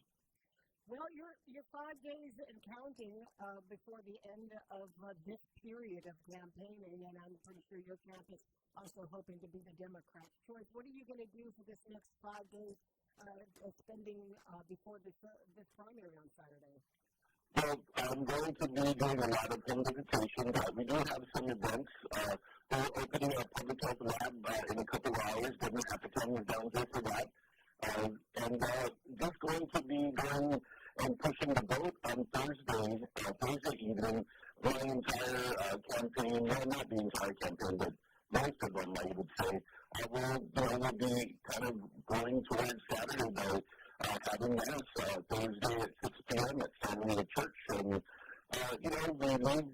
we leave it in God's hands. We surrender to His will, and we do the best that we can, make sure that we're continuing to do the best for the people of Guam. I appreciate this, Lieutenant Governor Josh Tenorio. Good luck this week as we risk. Thanks, Patti. Can I just, I don't think you watched this, but your co-host there did. I just came back from Saipan. Did you know about this? No, and? Well, I was so honored. I was the commencement speaker for the Northern Marianas College graduation. Oh, okay. I just wanted to, this is what I wanted to share about that. I just went up to Saipan, and obviously, the CNMI and all of the Main Islands have been going through such a hard time. But one thing I can tell you from being at the graduation ceremony, I was so energized by the quality and the commitment and just the charisma of the graduates. And I am very, very hopeful and confident that no matter what the CNMI bounces back, and I told them in my message that, what happens in the Northern Marianas matters to them too. And I thought it was so important. Even though some people would say it's crazy to take 2 days to go up there, but I just felt that as a leader in this region, seeing what the future lies in store for everybody up there gave me a recharge, and so appreciate all the things we have done here. I thank you for saying that. I think that everybody needs a little hype man. I mean, no pun intended on this one, but we did definitely need a hype man. When you're doing something that's for the community, it's always nice to be recognized for it. And Saipan has done a lot under the covers when it's been really, really tough, to come out of the weeds, especially after these 2 typhoons. So thanks for saying that. I appreciate it. And by the way, Patti, if you ever visit there soon, I went to one of the best Italian restaurants I've ever been to in my entire life. Which one was that? Angry Penne. My God. That's my jam. The owner and I, like every time I go to Saipan, he doesn't remember me until I tell him how great we are. And then he's like, oh, yeah, you're that girl in Guam. Honestly, that is absolutely up there with some of the best food I've ever had, including the food that I've eaten in Italy. Absolutely, hands down. Thanks a lot. Thanks a lot. Have a great week, everybody. Good luck to you on Saturday. Thank you so much. Bye-bye. And if the Republicans calm down, I would say the same thing.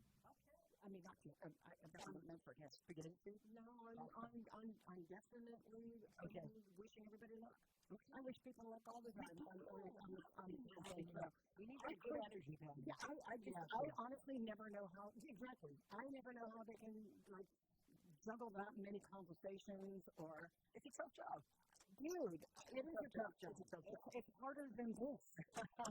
People are thinking, hey, would you want to do that? I'm like, absolutely not. I really have to work if I just roll these sleeves up. Oh, yeah. Well, that's nice of them to say about the Marianas Community College. Northern Marianas College site. That it is, I've driven by there so many times, mostly when I'm lost. But no, I mean, the campus is awesome, and I'm glad that you said something about being able to come out of that institution with great hope about the future, not only at the CNMI, but for them personally. If you know that these young people that are going to get an education on their own terrain, it becomes a huge challenge for them when all of the resources are not necessarily there. Conducive to your learning environment. That's basically what I'm saying. When you have no power, you're having water, or you don't have a home, and you're living in a shelter, or this and that is happening, these are challenges against everything that you want to do. I hate to say it, but to rise up above it, I don't want to make it sound like it's, to be able to catapult out of those challenges and make something of it is worthy, definitely, of the attention. Ben's on the line. Hey, Ben. Good morning, Patti, and what I got to say is people down, we got to get on that midnight train and go out and vote. Okay. Things are going to be said, maybe good things, maybe stupid things, but we still got to go out and vote, and at the end of the day, it doesn't matter who goes into that office, we need to fix this item. And I think everybody's capable of doing it, not just that team or that team or that team, whatever. We're up there, and a lot of people are up there running. They got the capabilities and the know-hows, and we stand divided between all folks. So whether you're Republican or Democrat, go out there and vote and get on the midnight train, man, because without the votes, we're not going to get nowhere. And like I said, it doesn't matter who goes in. At the end of the day, we need a lot of fixing to do, and it's not going to be a walk in the park. Because we should have fixed it a long time ago, but here we are, and let's get this thing done. And one more thing, Therese Salai is being a parish governor and lieutenant governor. Thank you, Patti. Okay, no problem. That's now, how much is that now? We're making money. Yeah, we're definitely. I think that's $40 now. I think it's $25. Well, actually, the one from Carlo might have been worth another $20. Another $20. He's dropping a. So we're up to $65. I think the dollars are climbing. The dollars are climbing. Yeah, we're up to $65. So we're not mad at that. This is just in billable hours. I have to say that it's not, people are like, can I just say,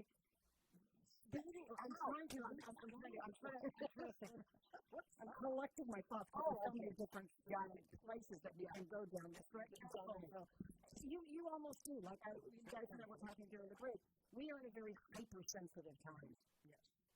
You can, the insignificance of a campaign is the MC.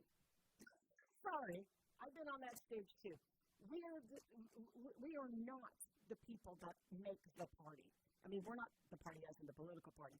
We're there hired, if not doing it voluntarily, to run a program. We're not involved in necessarily the mission or the planning. If you don't want to take a job because you don't believe in the mission of whoever's hiring you, that's one thing.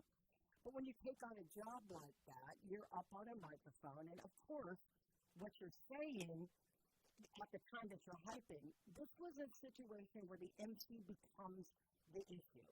And I'm going to say that would be one of the least significant people. Unfortunately, in the significance of the relevance that this MC has to keep the program running, was a major faux pas. And so we get lost in what the message was, right? Did anybody hear what Josh said? Did anybody hear what Tina said?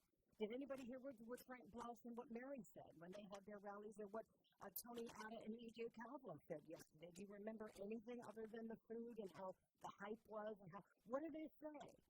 So if you're not paying attention to what they're saying, then what are you doing, right? And so the MC wasn't the star of the show. The rally, the issues, and whether or not they were able to sell to their constituents, their supporters and voters, was absolutely captured and remembered. And so when you go to the polls, and I'm assuming everybody who goes to a rally, I'm assuming that people who go to rallies are generally supporters, so whatever they're saying is what you agree with anyway because you've taken all the time to be there. But you also have to remember, which is obvious here, that people send plants. They're still. There are people that are there, they're planted in these camps so that they can hear what's being said. I'm not saying that they're fronting as anybody can go to these camps, rallies, and anybody can record it. Whoever was recording that day wanted everybody to hear what this MC said. Give me a clip of anything that the candidate said. That's not what's making the news today. What's making the news is this ridiculous comment that was made by an insignificant player in the entire episode of campaigning. The response on the other side is what you would naturally expect. Unfortunately, for any campaign, the MC had a major faux pas, or maybe it's not even major faux pas. Maybe it's just a stupid decision to make a stupid comment before a significant rally. But that's become the campaign for the year. That's what we're going out with, that Josh and Tina are going to lose, or they're not significant because they're disabled. I mean, is that the message? Because on the other side, the opponents are looking for anything. That's what you do. You take it's so sensitive right now that anything coming out of a person's mouth is going to be taken on their word. And you could just be the MC, or you could be the candidate. and stand up and say, yeah, I'm not for any programs, vocational, developmental, or even having to do with independent living or home care. I'm not for that, so, make sure you vote for me. Here's the irony, though, from the opposition. Mike Nicholas on several platforms. I didn't read his Facebook, but I did see him on another place. And trying to make a point of it, because he has, it's very well known that Mike Nicholas has a child with disabilities in his home. So it's very, very personal to him, absolutely, as it is to anybody who does. Or you don't even have to have anyone with disabilities, a person with disabilities in your family, not to have sensitivity toward it. The issue and the politics of it has now grown into full overblown. And that's the irony. If the original argument was that using the short bus is offensive and demeaning to people with disabilities, then turning it into a campaign slogan now raises the stakes. And it also raises a fair question. Are you now doing the very thing that you just criticized? By hashtagging it. You all know, if you're in the world of social media, if you hashtag something, it becomes a broader attention than if you then you would assume that the entire world is watching your one thread on any social media account. You hashtag it, it goes out into this universe where now it's a name. And he did that. He actually put a slogan to it. So while understanding why he reacted so strongly as his father with a son who has a disability, the issue is personal.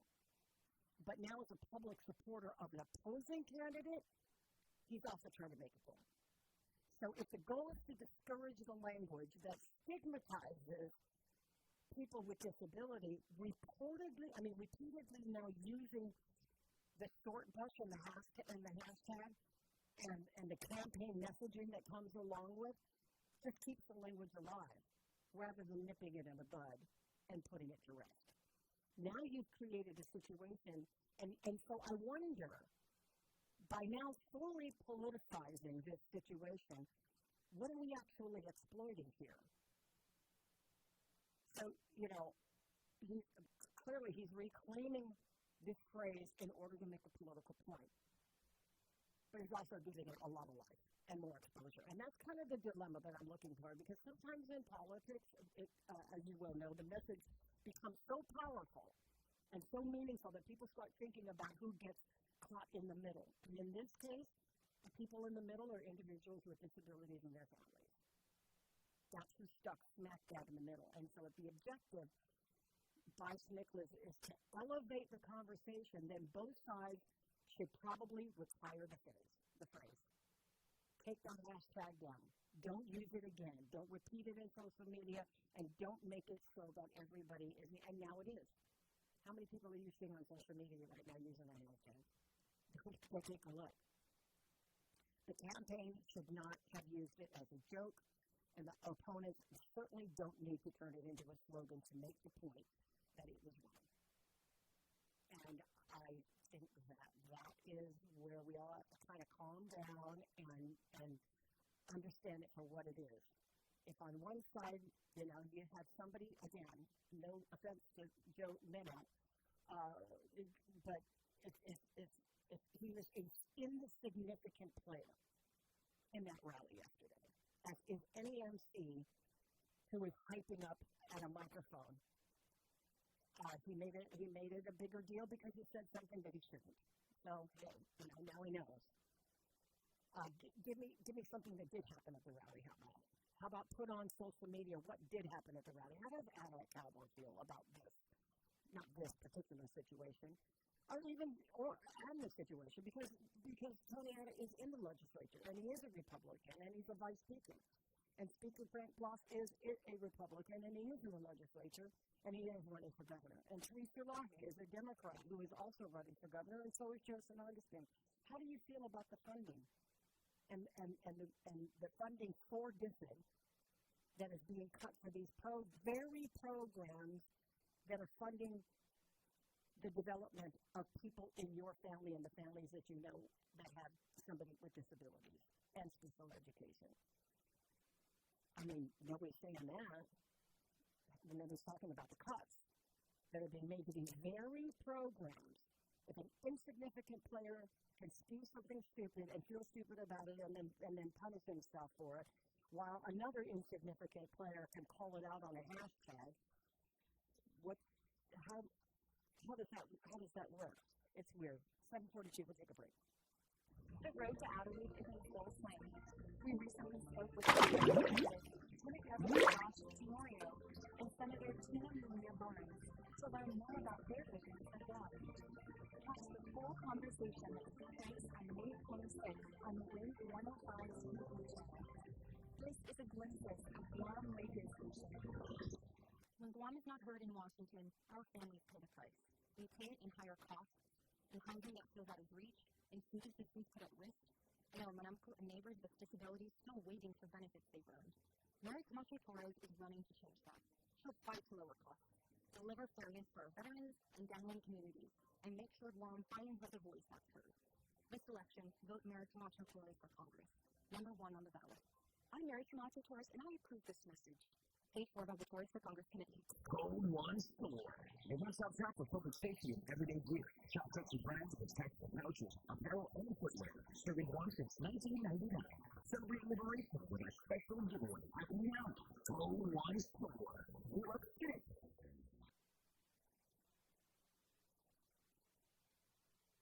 Looking for a school that brings out the absolute best in your child? Welcome to Mount Carmel Academy Charter School, where our students are winning big across the island. We're celebrating our island-wide science fair winners, our tomorrow language competition champions, and the incredible rhythm of our Mount Carmel Phoenix stage band. Plus, we are competing on the match with our spectacular gold medal winning martial arts performances. Combined with our championship boys and girls sports programs, we teach discipline, teamwork, and leadership every single day. From academics and culture, music and athletics, we celebrate 69 years of educating the complete child. Enrollment is complete, mission free. Call Mount Carmel today at 565-5128. Our critically injured veterans and first responders are left behind every day because of inadequate wheelchairs. That's why Wheelchairs for Warriors is on a mission to serve America's heroes across the nation and provide them with custom-fit wheelchairs tailored to fit their needs to ensure they're rejoining their lives at the highest level of independent mobility and function possible. From lightweight daily use chairs or adaptive sports chairs to all-terrain wheelchairs to get these warriors outdoors. Wheelchairs for Warriors serves those who turned to us. To join their mission, visit their website at wheelchairsforwarriors.org. The road to Adelaide. This time we spoke with Democratic candidates, Senator Tony Salaki and Senator Sabina Perez. Here is your opportunity to hear how they plan to govern Guam. Watch the conversation on Wave 105 TV channel, 8 at 8:28. This is a glimpse of Guam radio station.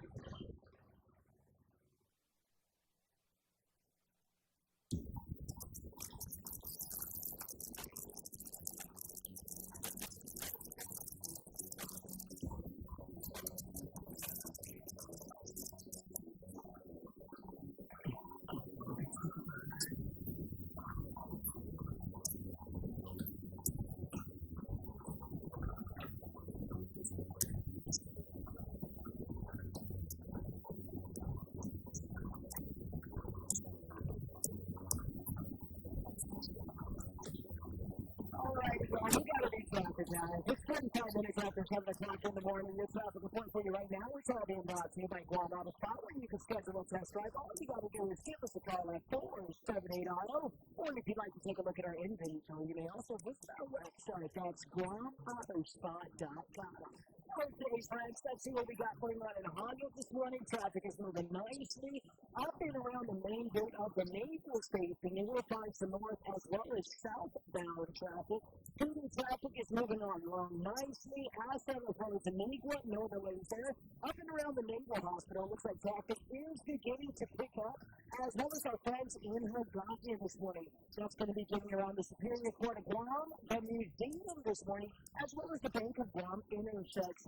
Long took to Mighty, cruising along while we got north as well as southbound traffic coming around Payne That's going to be in Muncie this morning. It looks like Route 16 traffic is moving nicely. That's going to be in Barrigada, flowing nicely through Varmint as well as Betty. There were a little delay outside the Micronins and all. So just prepare yourselves for that. But I'll tell you what, Dad, if there's anywhere that you need to be, now will definitely be your best bet. Let's just keep our eyes on the road to make sure you're not texting and driving. And remember, everyone, seatbelts are sexy. Let's fasten our seatbelts and get our kids in the proper booster and car seats. It's your traffic report right here on the Wave 105 FM. This morning for Patti, brought to you by Guam Auto Spa. Military officer, law enforcer, policymaker. Service has been the cornerstone of Congressman James Moylan's life. James Moylan swore to protect America as an officer in the United States Army. As a parole officer, James worked with families affected by substance abuse and domestic violence. He was elected to the 35th and 36th Guam legislatures, and now James Moylan represents Guam's needs in our nation's capital as a member of the United States Congress. Congressman Moylan has fought for more than $3 billion for Guam, including almost $1 billion in military construction and roads, and law enforcement and first responder vehicles and equipment. Moylan is also working vigorously on standing up a regional office right here on Guam, a game changer for our 25,000 plus veterans, 40 years and 4 oaths. Dedicated, resilient, trustworthy, and proven. That's James Moylan. Re-elect James Moylan for Congress. Moylan works. I'm James Moylan, a candidate for Congress, and I approve this message. Paid for by James Moylan for Congress. David L. Camacho, Treasurer. It all connects. The girl who walks for hours to bring home the family's water, the school she can't attend most days, the breakfast she didn't have, the rain that hasn't fallen in months, the danger around the next bend, her little brother's belly off, her mother's hug, her dreams of being a teacher, an engineer, a mayor. All the reasons life is both so hard and so beautiful. It all connects. But so do we, for children's sakes. At Child Fund, we connect through everything we do, together, so every child can grow up healthy, educated, and safe. Because we need each other. Learn more at childfund.org. As a parent, you said you'd never give up the convertible. You said you'd never stop listening to your music.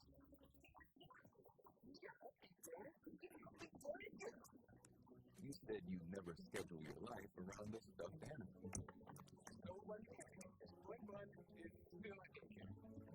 You said you'd never give in to demands.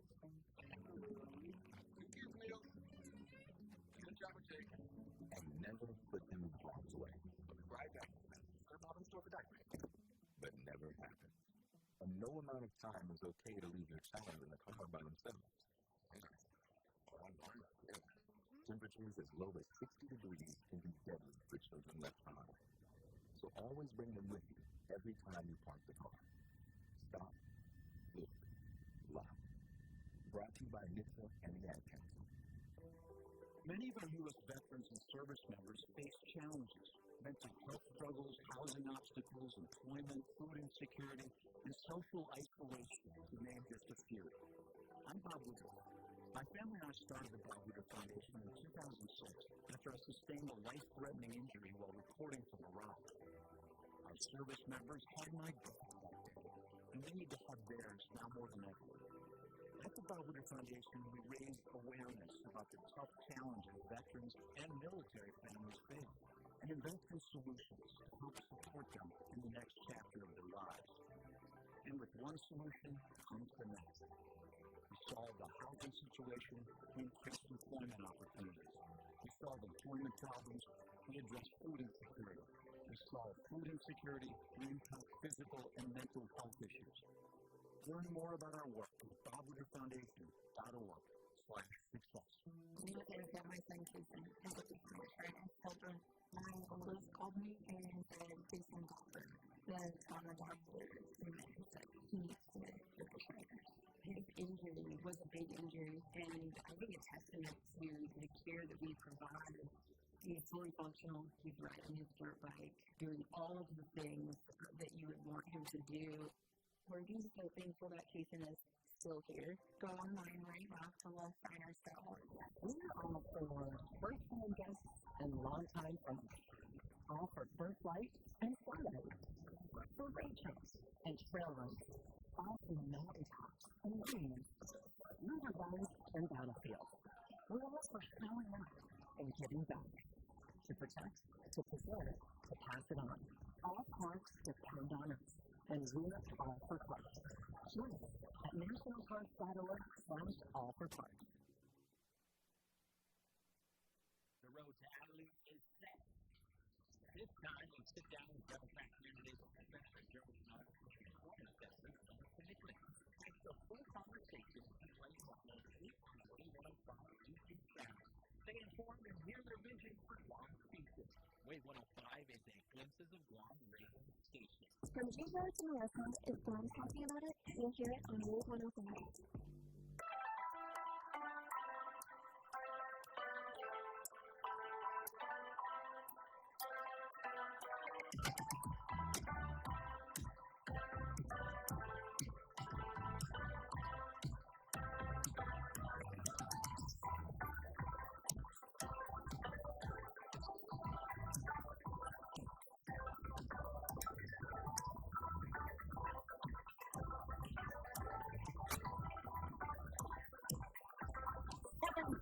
Now, a couple of other things that are happening around Guam. It's an interesting story that came out yesterday on the I'm going to just find it on the decision by the incoming newly selected president of the Guam Community College's longtime educator, Judy Guthers, Dr. Judy Guthers. She applied for the job and the board of directors selected her to be the new president, but she's been in for really just a few weeks and came to some sort of conclusion just in the time that she actually officially started the job that it's a larger job than maybe she is capable of doing on her own. That what the advancement and the future of the growth of Guam Community College is best left maybe to those who are up and coming or have established themselves in education that want to take that next step. But maybe it's not exactly a job that she can split between the time that she's doing other things. And so she has decided to resign. Which was kind of well, not kind of. It certainly got people, a lot of people. I don't know, surprised. I was surprised. I thought, well, didn't she just start that job? I hope there's no other controversy in there. And apparently, she just wants to make it a point that it's just not something that she can do today. I mean, as of now. So. She sent a note out to the board saying that she's no longer available for the job. So I guess the search is back on for that. We also have, there's a couple of things happening on the veterans front, but there's definitely something happening on the radiation survivors front.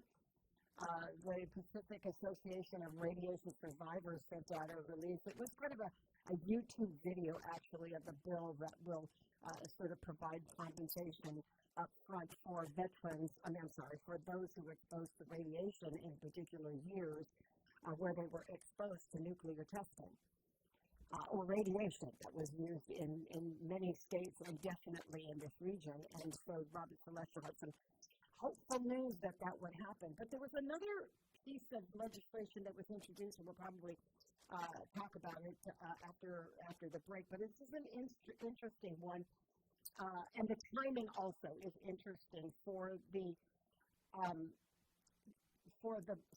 bill that has been introduced by Senators Therese Terlahi and Sabina Perez that amends a public law, 31240, that's already in place, where they will be extending benefits for surviving spouses and guardians beyond the decade-long limit set in 2012. So those who are currently eligible for veterans benefits past their death generally ends either for 10 years after the fact. And it also will give more opportunity for those who have been married for a short time to veterans who are receiving these benefits, more access to veterans benefits. If they call it the unnecessarily restrictive and limiting this date line of 10 years. And furthermore, the roles surviving spouses or guardians perform do not necessarily lessen with the veteran's death or the passage of time. It would change the definitions of legal guardians and spouses as people who are married to a service member or veteran at the time of their death, and then lived with them until that point, but they're not remarried or currently not remarried, and there are some questions about it. It removes the 1-year marriage requirement prior to the service members or veterans' death for surviving spouses. And they'll extend to legal guardians, provided, I'm reading the article on the paper, by the way, to legal guardians as well of a disabled member. So the bill is interesting because it removes the statute that requires that a spouse was married to the veteran during the time they were on active duty or inactive duty for training and prior to the date when the veteran sustained service-related injuries rated at 100% disability or is rated as being individually unemployed or unemployable by the Department of Veterans Affairs. And then we define surviving spouse service member is divorced, legally separated from their spouse, never remarried or widowed. The bill removes that, but service member does not have any children. It's trying to answer a very simple question, if you want. Should support for the surviving spouse or caregiver of a disabled veteran end after 10 years, or should it continue as long as the need exists? So what it does is it eliminates that 1 year or that 10-year cutoff, while under the GOM law, surviving spouses and certain guardians will not get local veterans benefits after 10 years. So this would allow for benefits to continue until the surviving spouse dies or remarries. That's to assume that if you've been married to somebody for 30 years, they pass away, you're reliant on that veteran as a surviving spouse, say. You're relying on that veteran's benefits to carry you until your end of life. So after 10 years, your situation may have gotten financially worse if you're on a fixed income, that you rely on that money to help you survive. And this bill actually would extend it until you die. So for a lot of people, that's a absolutely favorable bill that should be enacted on Guam. Because those who fit into that category, their financial spouses' needs just don't magically disappear after 10 years. You're going to need the continued support.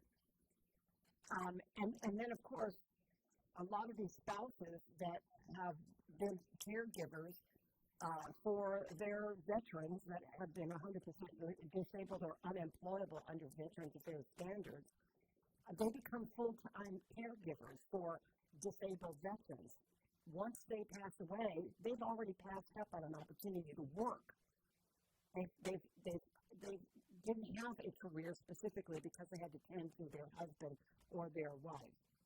And then you might eventually unfairly exclude some legitimate spouses because of the technical requirements about when and when the marriage happened. A year after he died, or a year before he died, or 20 years before he died. Interesting, but I still got some questions. And we'll try to do a little bit of that coming up in just a few minutes, but right now we got to go ahead and get that top of the hour break. We're taking on the FM and Daddy Go Guam. We're stepping inside the historic kitchens today to uncover the heavy metal engineering behind an elegant dessert favorite. Welcome to the National Day Spotlight for July 27th.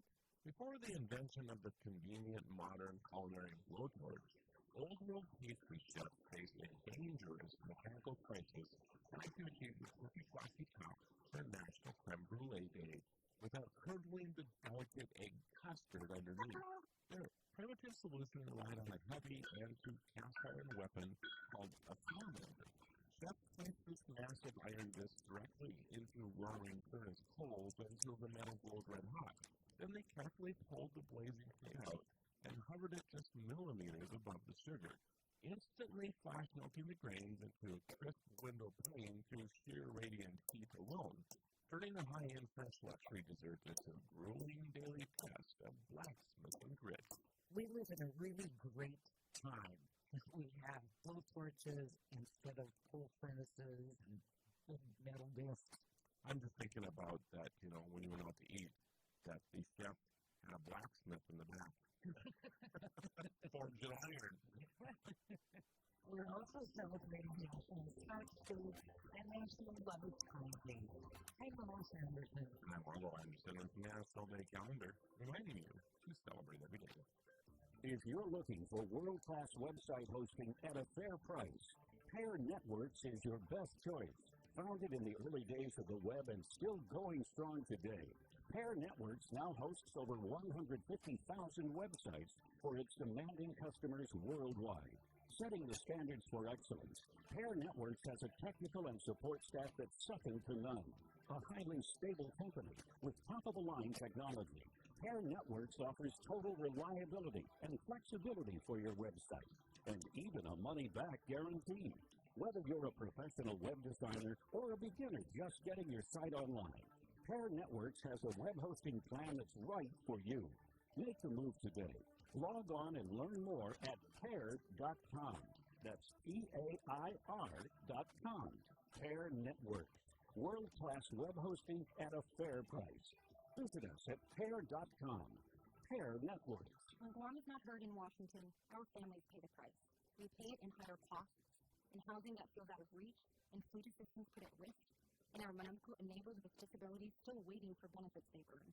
Mary Camacho Flores is running to change that. She'll fight to lower costs, deliver fairness for our veterans and downwind communities, and make sure Guam finally has a voice that's heard. This election, vote Mary Camacho Flores for Congress, number 1 on the ballot. I'm Mary Camacho Torres, and I approve this message. Paid for by the Torres for Congress Committee.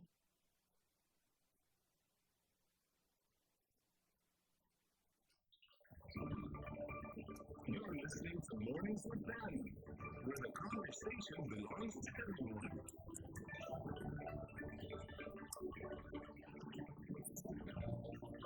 Today's moment is Jeff Christmas on the National Weather Service for the Monday morning, July 27th forecast.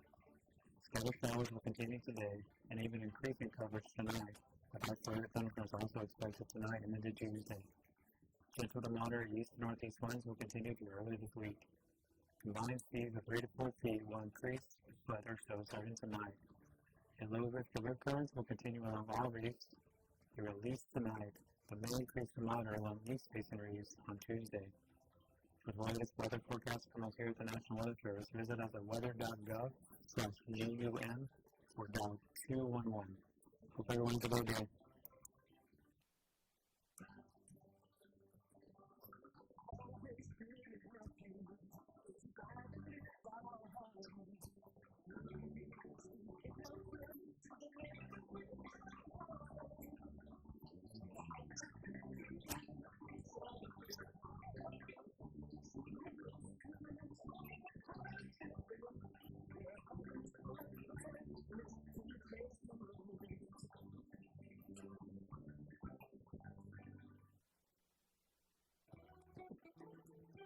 What do world champion martial artists Brandon Vera and DJ Jackson have in common with jazz great Patrick Paloma?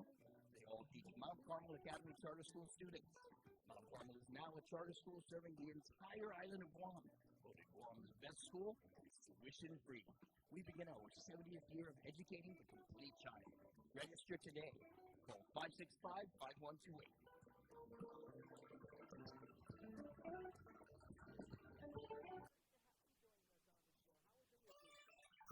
Guam, the Guam Hotel Workforce Association invites you to the Fair Friendship Lunch Premier Hospitality and Food Service event. Join us August 19th and 20th at the Hyatt Regency Guam from 8 a.m. to 5 p.m. Experience hands-on training sessions and exciting culinary competitions featuring professionals, apprentices, and tasting channels. Discover new products, connect with suppliers, and celebrate Guam's hospitality industry. Don't miss Fair 2026. Visit GHRA.org for details. The road to Adelaide.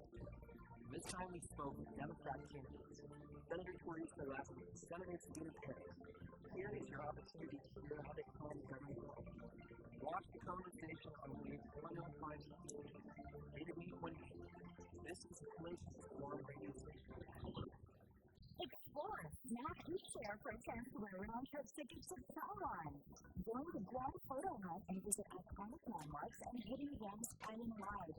The more locations you photograph, the more chances you have to win exciting prizes. Learn more and submit to win online at visitguam.com/photo hunt. Terms and conditions apply. Explore, snap, and rediscover Guam. Brought to you by the Guam Visitors Bureau. Guam is building the future, and the right conversations start here. SAE Guam Host invites you to the 2026 Ministry Forum, happening July 28th to 30th at the Entertainment Resort. Join military, government, and industry leaders as they come together to discuss Guam's future, infrastructure, resilience, and regional growth. This premier event can include Guam's next generation of infrastructure. Registration is open. Visit GuamIndustryForum.com. The 2026 SAE Industry Forum, delivering Indo-Pacific readiness. Our critically injured veterans and first responders are left behind every day because of inadequate wheelchairs. That's why Wheelchairs for Warriors is on a mission to serve America's heroes across the nation and provide them with custom-fit wheelchairs tailored to fit their needs to ensure they're rejoining their lives at the highest level of independent mobility and function possible. From lightweight daily use chairs or adaptive sports chairs to all-terrain wheelchairs to get these warriors outdoors. Wheelchairs for Warriors serve those who served us. To join their mission, visit their website at wheelchairsforwarriors.org. The views and opinions expressed on this program are those of the show hosts, guests, and callers, and do not necessarily reflect the views of the staff or management of Wave 105.1 FM, Glimpses Media, or our partners.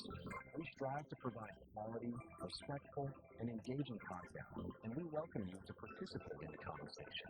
Thank you for tuning in to Wave 105.1 FM. Enjoy the show.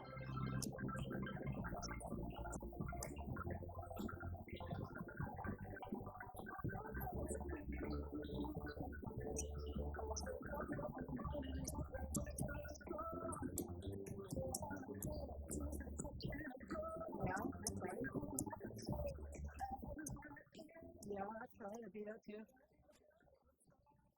Oh, yeah, no, I'm just listening to the lyrics.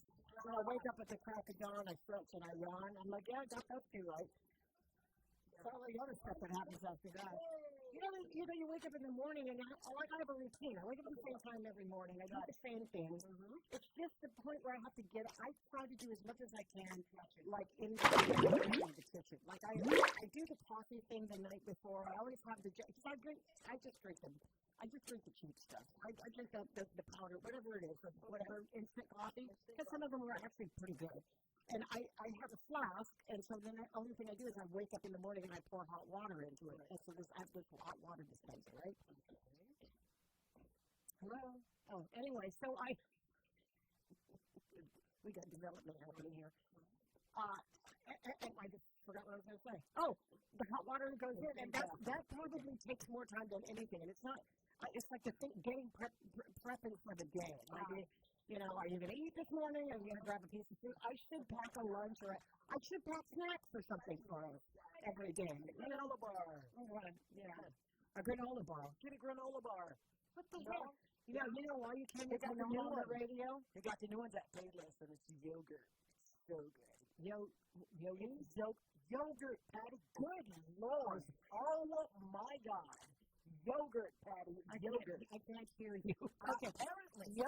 Not yogi, the yogurt. Okay, sorry. All right. You meant real yogurt and also granola. Granola bars. Apparently, you've never eaten granola on the radio before. Granola on the radio. Those things are tiny little oats and nuts and things that get stuck between your teeth.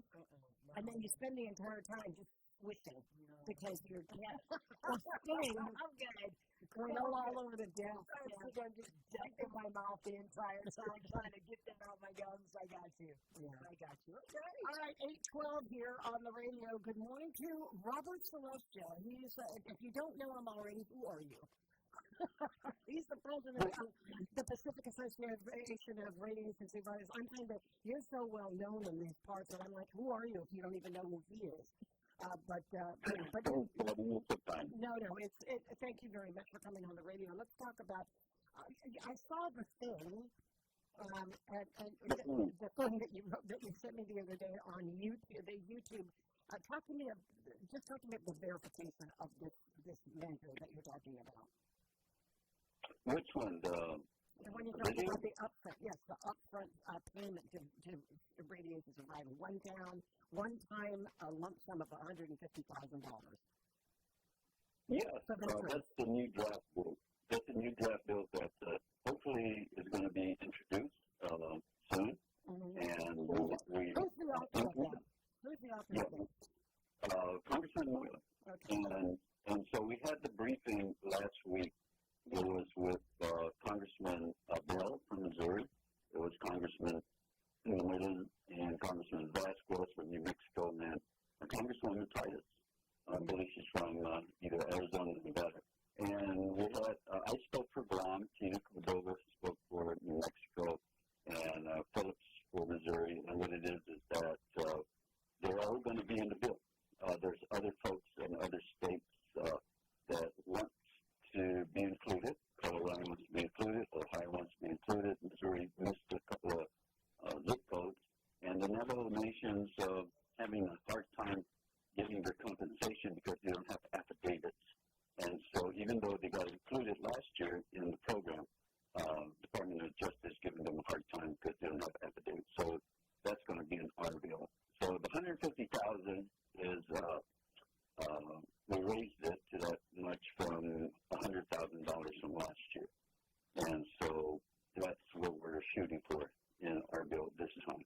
Not only that, we also included renal cancer and renal diseases for Guam because uranium miners do have that in their eligibility for their diseases. So we need that for our people here in Guam also, not only those other 19 compensable cancers. Yeah. And hopefully, we'll see who's going to, drive the wagon next time. So maybe you could put in a plug for us for tomorrow on the phone. Well, you do have a forum tomorrow, and I think that you're going to get some pushback from the two Congress people who are currently running for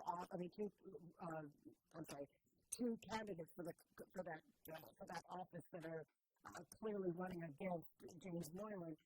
I think that the former Senator Mary Torf made that point last week. I mean, I don't want to rain on your parade, but you know the reality of these situations during a time like this. He's saying, when you put out a release and you talk about this great hope for veterans, not all the time does it actually land in the place that you want it to land. And we've seen through experiences over your 30-plus years of doing this, that what Congress says is not necessarily what Congress does. And this has been a contentious issue. Again, not trying to rain on your parade, but we've been dealt stories, releases, and promises from people in Congress that this is, an area of priority, and Guam, has been excluded. Yes. So, the reality of the situation is that it always doesn't land that way. Of course, and that's why we continue to advocate. That's a very good point you make because, look, for 26 years we've been pushing it. We've worked with the Senate for 16 years, Patti. We've caught a lot of momentum. They actually adopted us. The Senate did. They put us in their bill. Yeah. And we were hoping that the House side would jump on board, and it didn't. So, that's why we're doing our bill, and that's why the other states are jumping on us because they told us that you can't kick us out of our bill. You kick us out of your bill. Well, yeah, I mean, it's also it's going to be coming from the Guam representative, right? And he will be having backing from these other states. I ultimately wish and hope that this is a situation where it will break the cycle of denial, right? That will finally come to a place. I'm always concerned, though, when the cycle ends during a midterm. And, that's the thing. The push for this is coming right before there's a midterm. By the time this Congress ends, we are dealing with a whole bunch of lame duck representatives. Well, not only that, it might even change. It might be a Democratic Congress. And there's that. The momentum always ends. But during the midterms, or everybody is trying to make sure that they are on the right side of the appeal to specific groups like veterans, a very big voter base, that not the efforts necessarily don't match the intention. Well, yeah, that's true. Remember, I don't know if you've been watching that Blumenthal is trying to pass a Richard Starr bill, and what's his name, Titus opposed it. So that bill is still in limbo. And that's to recompensate the veterans who are, war veterans who got medically retired, and then all of a sudden they get a percentage from the VA, and then their paycheck that from their retirement is taken out dollar for dollar for whatever they make in the VA. Like they get $1,500 from their retirement, and they get $2,000 from the VA. The $1,500 from their retirement is taken out. So Blumenthal and others feel that that's unfair, and that's been unfair for many, many years. So there's an opposition on that one. So I'm like, okay, if they're having a problem with that, so we just have to continue to move on and persevere what we've been doing for over 26 years, and convince Congress. That's what we got to convince. Whoever's going to be there next year have to go in there and say, hey, look, the people of Guam are no different than New Mexico, Idaho, Missouri. We deserve it. Here's the evidence. Why are you denying us? If you watched Channel 6 video from my interview with Senator Prado last year, he actually said that the people of Guam don't have a senator and don't have a congressman. And we are at a disadvantage. That's what he said in the video. And if he goes that way, then we have to do more work to convince these folks that, yes, we are in a disadvantage, but, we're no different than you guys. Well, and the point is to be made, Robert, you and I have spoken with this, and it was very much highlighted in the discussion that they had the Democrats had at the Atomic Museum in Las Vegas.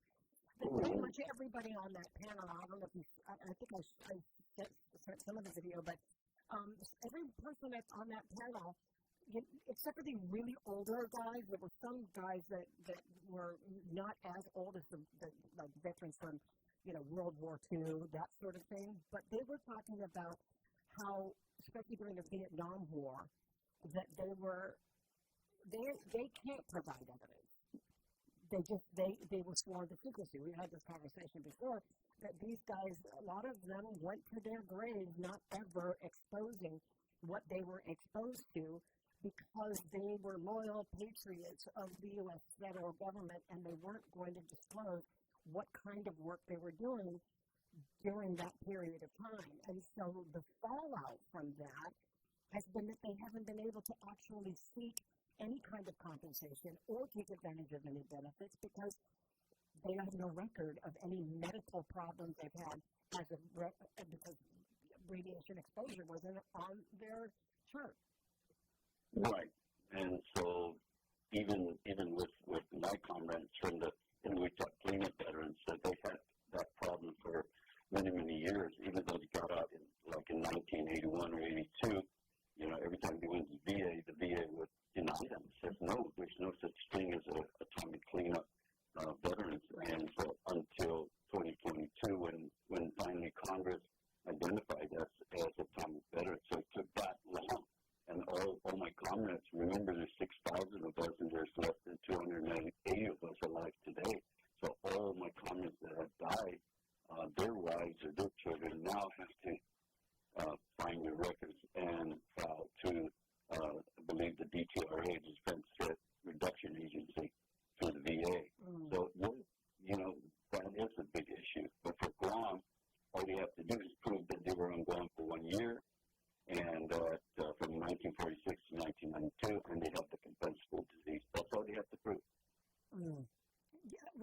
because I think that was called the Presume Act or something like that, right?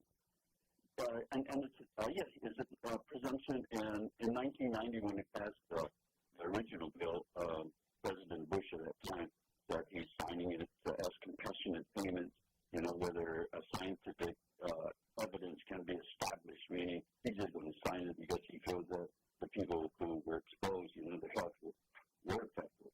Well, they also had to have record of service at the right place at the right time, or the wrong place at the wrong time. But just for evidence sake, then they would have had to prove that they were in a place and there was documentation to show. So the presumption is there that if you were there at this time, then you probably were exposed.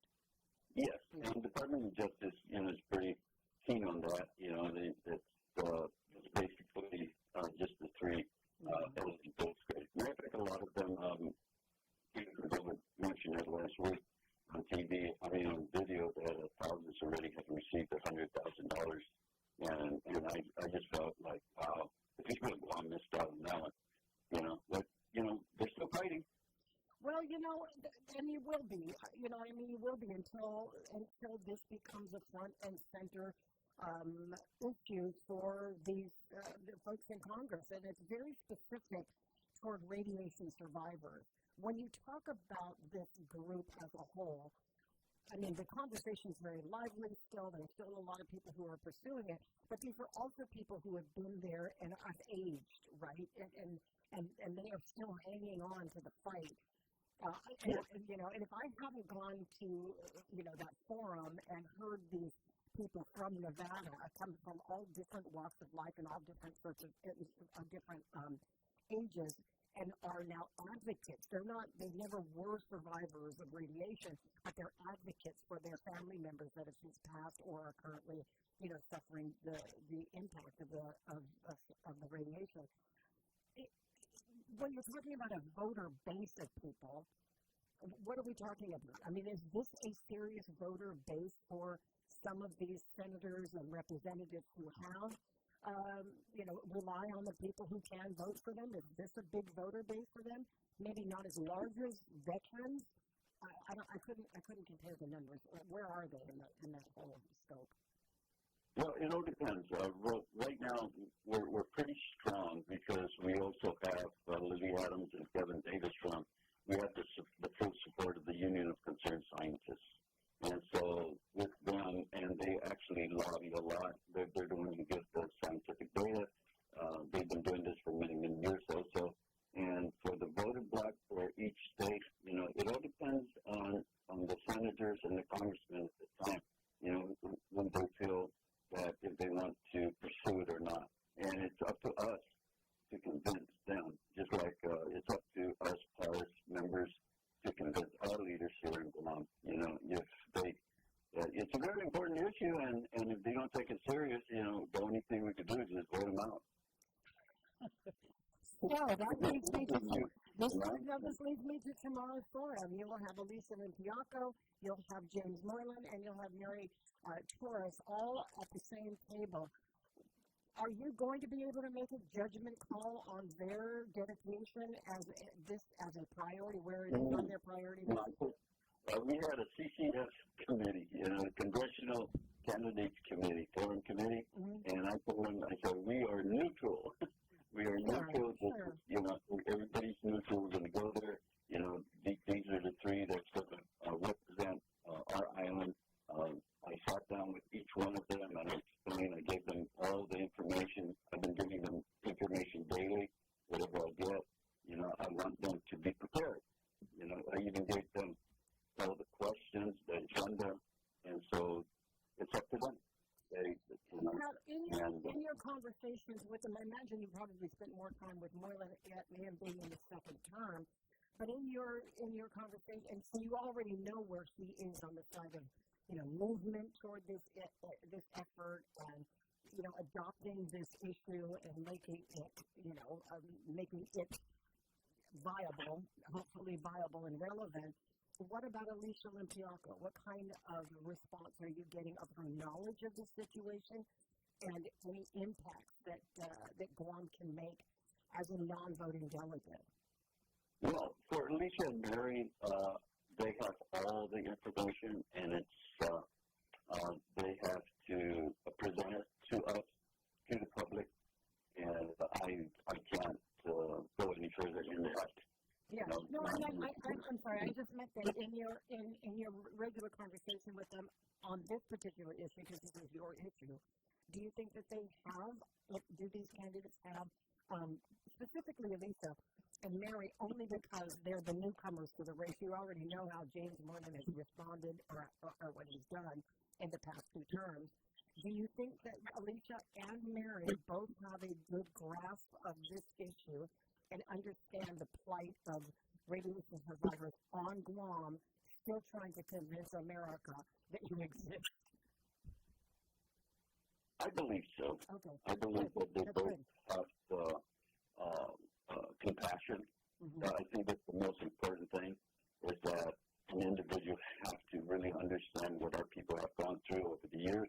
You know, the many rosaries, I've lost a lot of my members. You know, they're still going through cancer treatments. They have to go off island. They don't have the medication. It's very, what you call it, I thank God for His grace, because it is overwhelming, you know, to have a lot of members going through all these illnesses and ailments, and it's quite difficult. And matter of fact, some of them spoke about it on the radio, you know, what they have to go with their families, and it's really, really heartbreaking. That's what it is, and so that's why I say I thank God for His strength that keeps me going.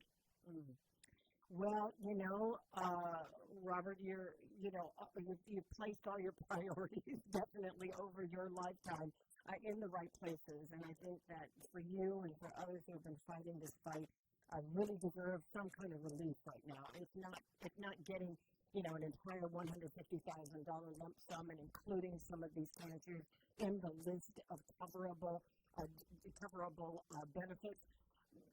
That at the very least, would having, you know, being able to break the cycle by having it included in, you know, some public policy is you know, something to always be, I think, proud of. I am, for sure, following this since 1994.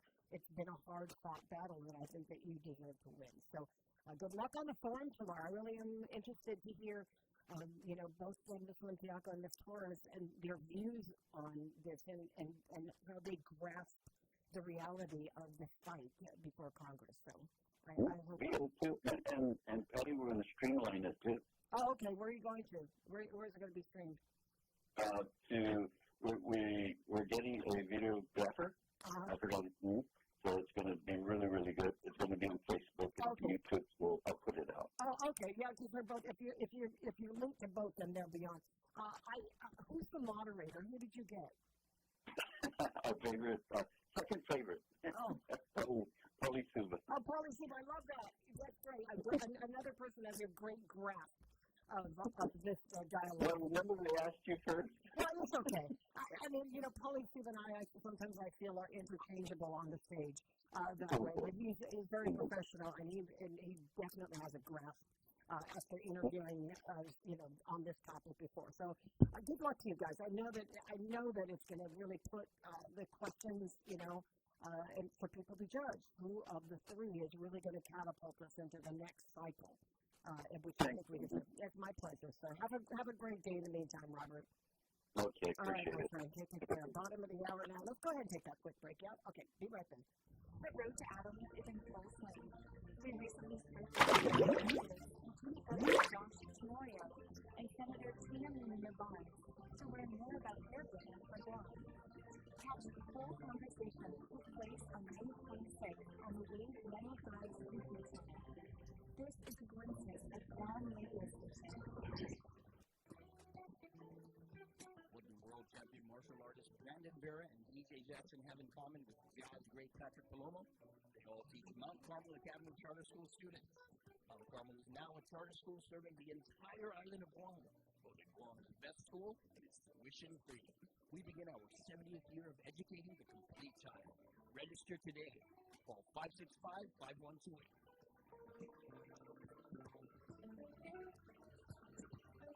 Explore Snap in-store for a chance to win a round-trip ticket to Taiwan. Join the Guam Photo Hunt and visit iconic landmarks and hidden gems island-wide. The more locations you photograph, the more chances you have to win exciting prizes. Learn more and submit to win online at visitguam.com/photo hunt. Terms and conditions apply. Explore, snap, and rediscover Guam. Brought to you by the Guam Visitors Bureau.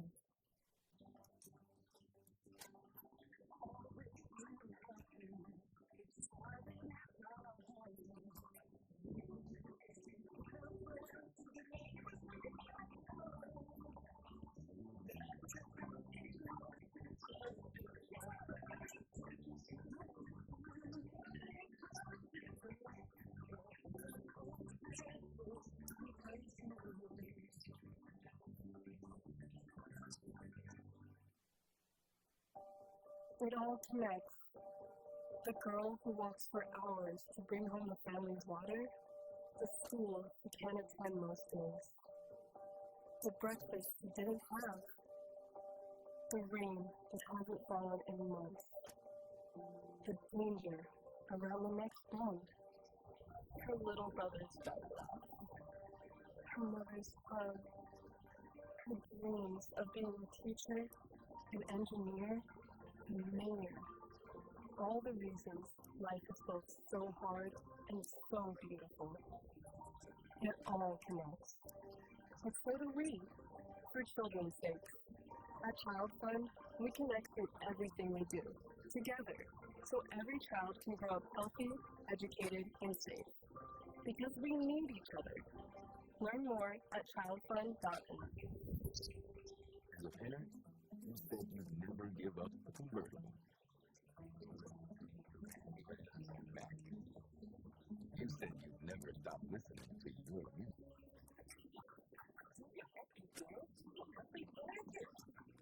You said you'd never schedule your life around a stuffed animal.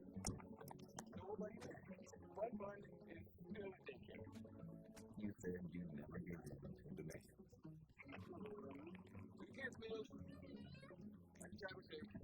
And never put them in harm's way. But never happened. And no amount of time is okay to leave your child in the car by themselves. Temperatures as low as 60 degrees can be deadly for children left behind. So always bring them with you every time you park the car.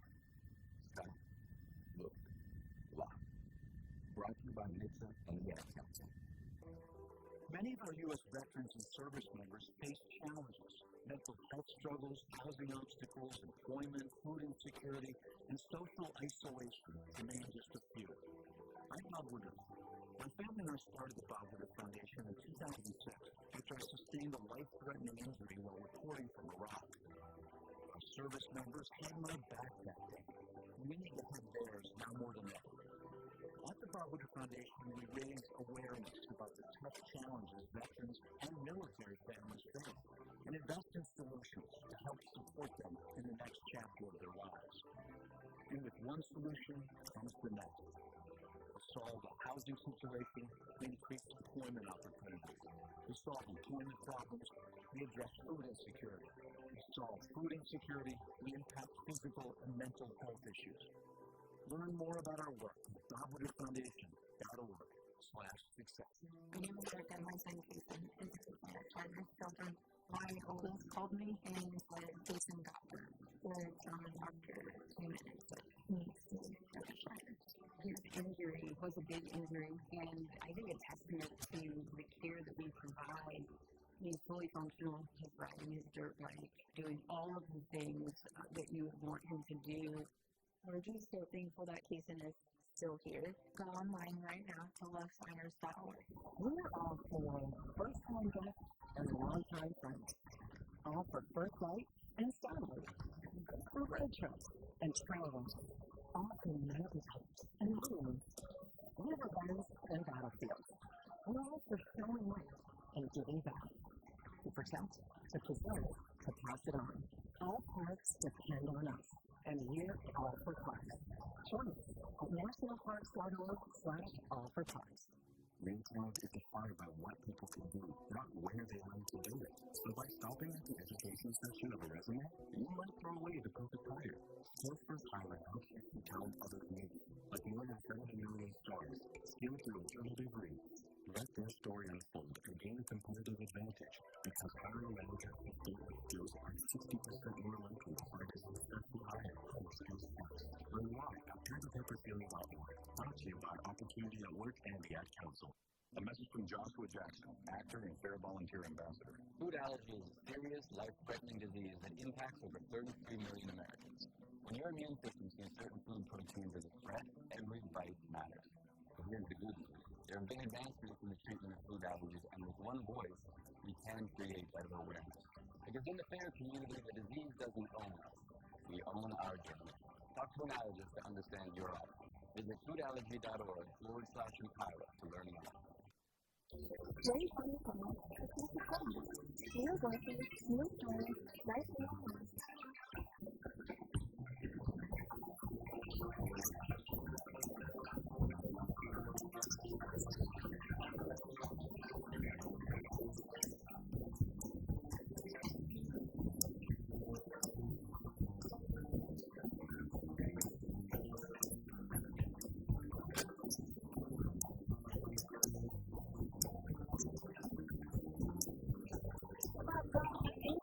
Coming up on about 20 minutes before 9 o'clock in the morning here on a Monday, June 27th, right? Yeah. Jeez, we're almost at the end. I didn't realize you were that close. We're counting down, Daddy. Are we though? I'm excited. Are you? To the end of the year? You ready to get to December? No, I got some nephews that are going to, this will be their first year going back to school. So. Oh, like elementary, middle, Head Start. Head Start.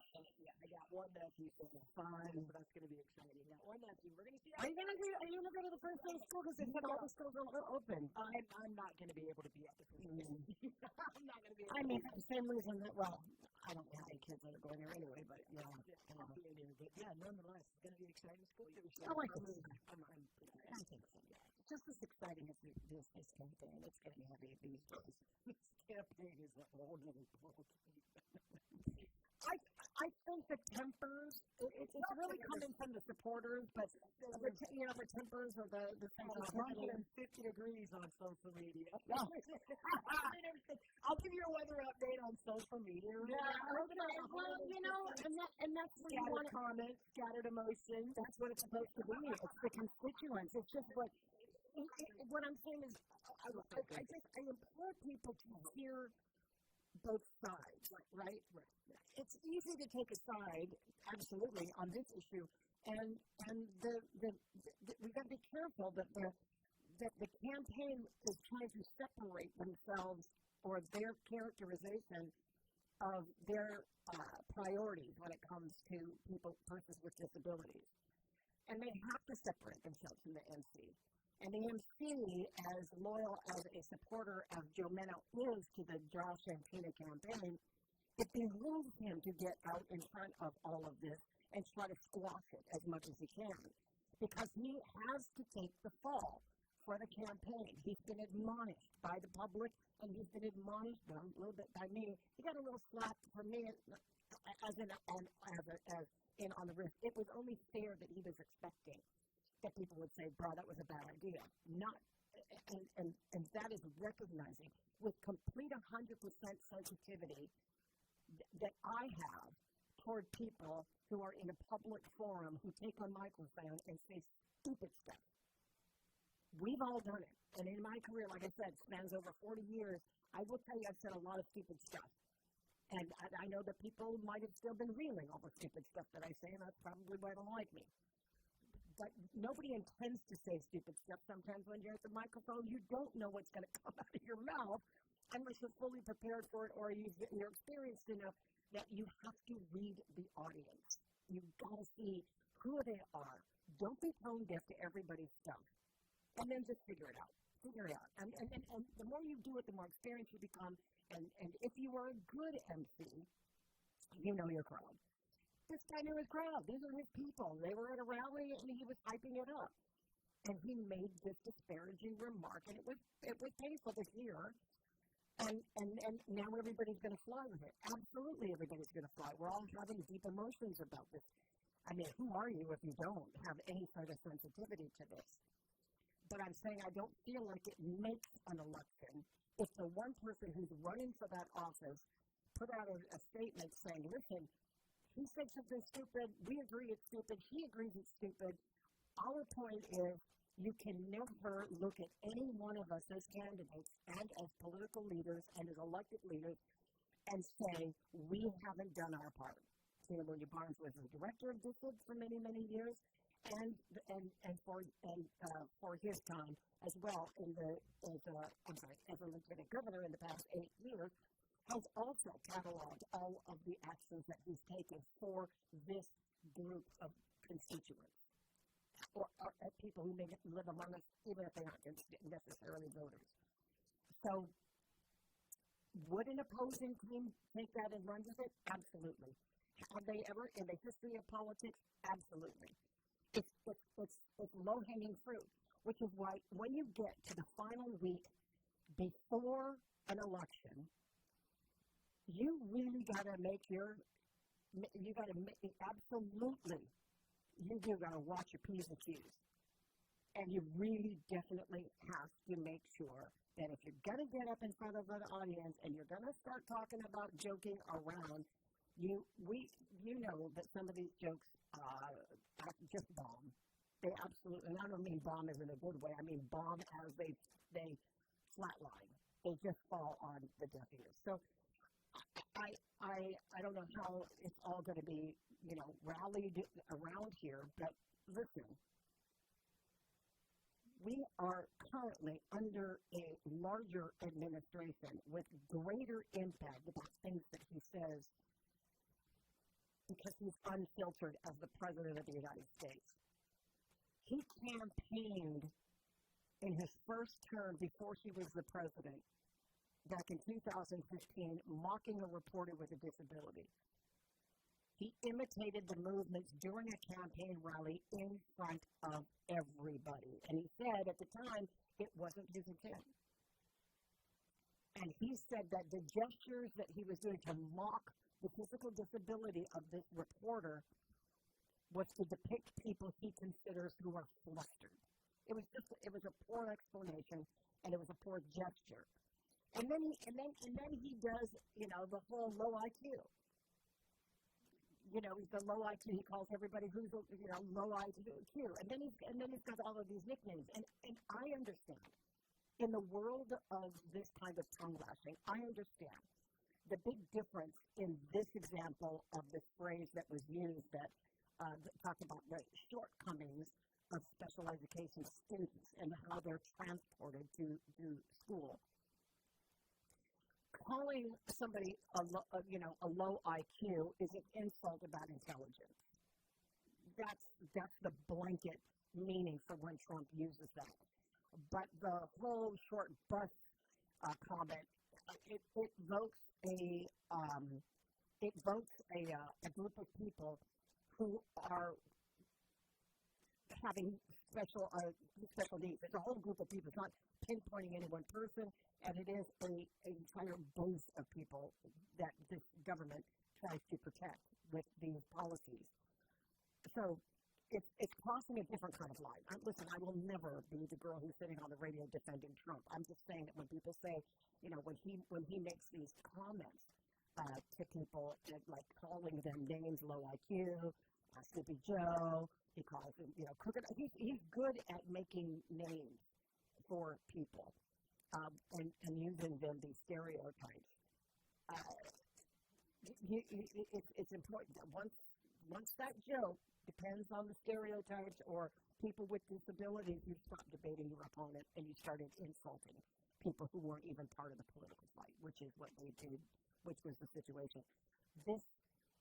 We have dealt with this kind of language, and people have laughed in audiences where politicians in the pursuit of office cross that line and go over the cliff. They dwell in that fear for a little while, and people are cheering them on, and they still get elected. The overall constituency electorate still elects them. Could you say that this is could you say that the insults that Trump makes in public rallies are attributable to the type of ethics and character and morals that he has? Absolutely. That's a huge difference. Who's this now saying something about from a friend who, bad joke on poor taste, but it's not as if disabled people have no sense of humor from a disabled friend from a friend who is disabled. I think that's what Carla was saying. Carlo Bradshaw is a person with disabilities, and I think that he was making a point, and I think what he was also trying to pitch was his loyalty to Josh Norton, not only as a friend, but as a mentor. I get that, and that was, that was free marketing. Absolutely, his personal relationship that he has. But for Carlo Bradshaw, if you know Carlo Bradshaw, he's got a wicked sense of humor. He is one of the smartest guys I know, and he's also also pretty sarcastic, which is why we absolutely get along. He's got a great political inside view of things. For somebody who's considered well younger than I am, he's got these political attributes to be able to look at these situations that happen in Guam with all these different people who have worked. And by the way, Carlo Branch, while being a Democrat, has also worked for a Republican administration. So, I mean, he's smart enough to know what the issues are, but I'm past the point. The point that I was trying to make is as a person with a disability, as he points out, we used to hang out together, not every single day, but we would catch up with each other sitting on a bar stool. And sometimes Carlo didn't make the bar stool. Sometimes there was situations where his physical disability might have hampered it while we were partying. And he says he laughs at himself or he makes jokes about it because sometimes it helps to stop crying over it. Which this is he's fine with the joke because he understands where it's coming from. But he also says, I don't feel like, Joe Menno had in his heart of hearts the intention to insult everybody. And and it's going to just have to be up to you. And so far, like I said, the public's reaction to this is quite knee-jerk. You're riding on a wave. Some people are riding on a wave, good or bad. You're riding on a wave based on how people feel naturally about something like this. We just simply don't make fun of people like that. And so that's what the threat is. Are you taking a tally of for and against? I'm here for the comments, Daddy. Me too. I'm here for the comments. I hurled straight to the comments. Because that's the voter base saying what they're saying. And I've seen people that have voted for or against a candidate for lesser problems, right? For lesser issues. And I'm always flabbergasted at the level sometimes of the understanding of an issue or commitment to an issue that can be evaporated if somebody says something wrong. And so that's why my point was, what I think is most important to me is that it was a stupid comment made by somebody who didn't read the room. Okay, then they're done with it. And somebody posted it, and they posted it on social media, or they sent it to the right people who could take that message and run with it and develop their own other campaign. My question is, where's the video of the stuff that we should be really worried about? Are they answering these questions at these rallies of your personal issues that you want your new leader, because he will be a new leader, their new leader to address? What's their plan?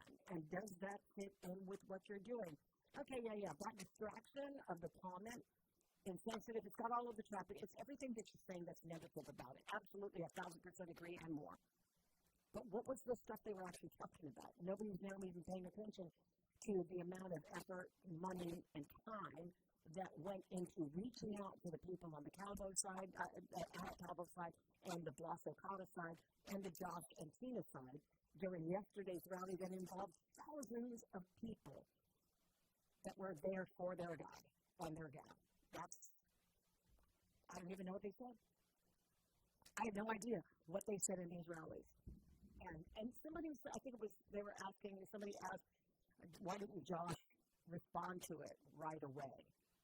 And I'm thinking, knowing any one of these candidates, I'm talking about Tony, I'm talking about Frank, I'm talking about Josh, and their lieutenant governor selection, that anybody will honestly always pay attention to what's happening on the stage when you're not on the stage, unless, especially when the MC is involved. Oh yeah, trust me. Have you ever been at MC something with hundreds of people there, and the star of the show, the person who is in charge of the event, the person who's being honored is actually paying attention to what the MC is saying? I've spoken to thousands of people in my time. I will guarantee you that whoever's invited me, that's the star or the celebrant or the person who organized the event, not likely listening to my little spiel before the event starts. I'm just a timekeeper. It's like, keep talking, right? Isn't that why they pay the big bucks? Keep talking, kill the time, because we got to get to this before we get to that. MC, I will tell you, is insignificant to these large events until you say something stupid. And then all hell broke loose, right? And this close to an election, of course it will. Of course it absolutely will. It is about 7 minutes before 9 o'clock in the morning. Welcome here. What is this? Oh, thank you. I'm sorry, just got an invitation. I didn't know what it was. That we are having a couple of conversations. I wanted to get back to one that I had while I've just got a few minutes to go. There, again, is this Guam Veterans Benefits bill that has come out, and it's an interesting one. And the idea behind this bill is for just to change the way that we handle veterans benefits after the veteran has passed away. That person has got to be 100% service connected, disabled, right? And here's an example of the bill that they're talking about. You've got a Guam veteran, 100% service-connected disability, right? They receive the monthly VA disability compensation through medical care and other benefits, like you get to sponsor 9 people to go to the conference, that kind of thing. They also, that's federal, on the federal side. On the Guam side, you will get a free driver's license. You'll get a free vehicle registration. You have to be eligible in that you have to have at least 100%. And you get government hiring preferences. They look at your application because they want you to be employable. And then there's other local stuff, like you get a free license plate, right, that says veterans, right? So what this bill does, 343, that was introduced by Senators Teresa Lahi and Sabina Perez, it won't change the federal benefits or the veterans benefits. What it will do, it changes who can continue receiving local benefits after the veteran passes away. So currently, a widow, we'll just take it that the man is a veteran and he's married, and the widow may receive local survivor benefits for up to 10 years under Guam law. And then they stop completely. And I'm talking about the veterans with the free driver's license and, being first in line as a priority for hire, that kind of stuff, free license plate. If he qualifies for VA survivor benefits, those will continue under the federal law, right? Under this new law, if it does become law, Bill 343, her Guam local benefits would also continue beyond 10 years until she dies or until she remarries. So the bill is really about surviving spouses and guardians. It's not about increasing benefits for those veterans that are currently living, right? So it's kind of like, I kind of was trying to figure out a way to explain this since I'm still getting questions from people who are asking, and I get it. Think of it like Social Security and Guam tax credits, right? they're separate programs from different governments. So a veteran can receive federal VA benefits, right? Guam local benefits happen at the same time. This doesn't touch the federal side of things. It only changes the local benefits for surviving spouses and certain guardians. So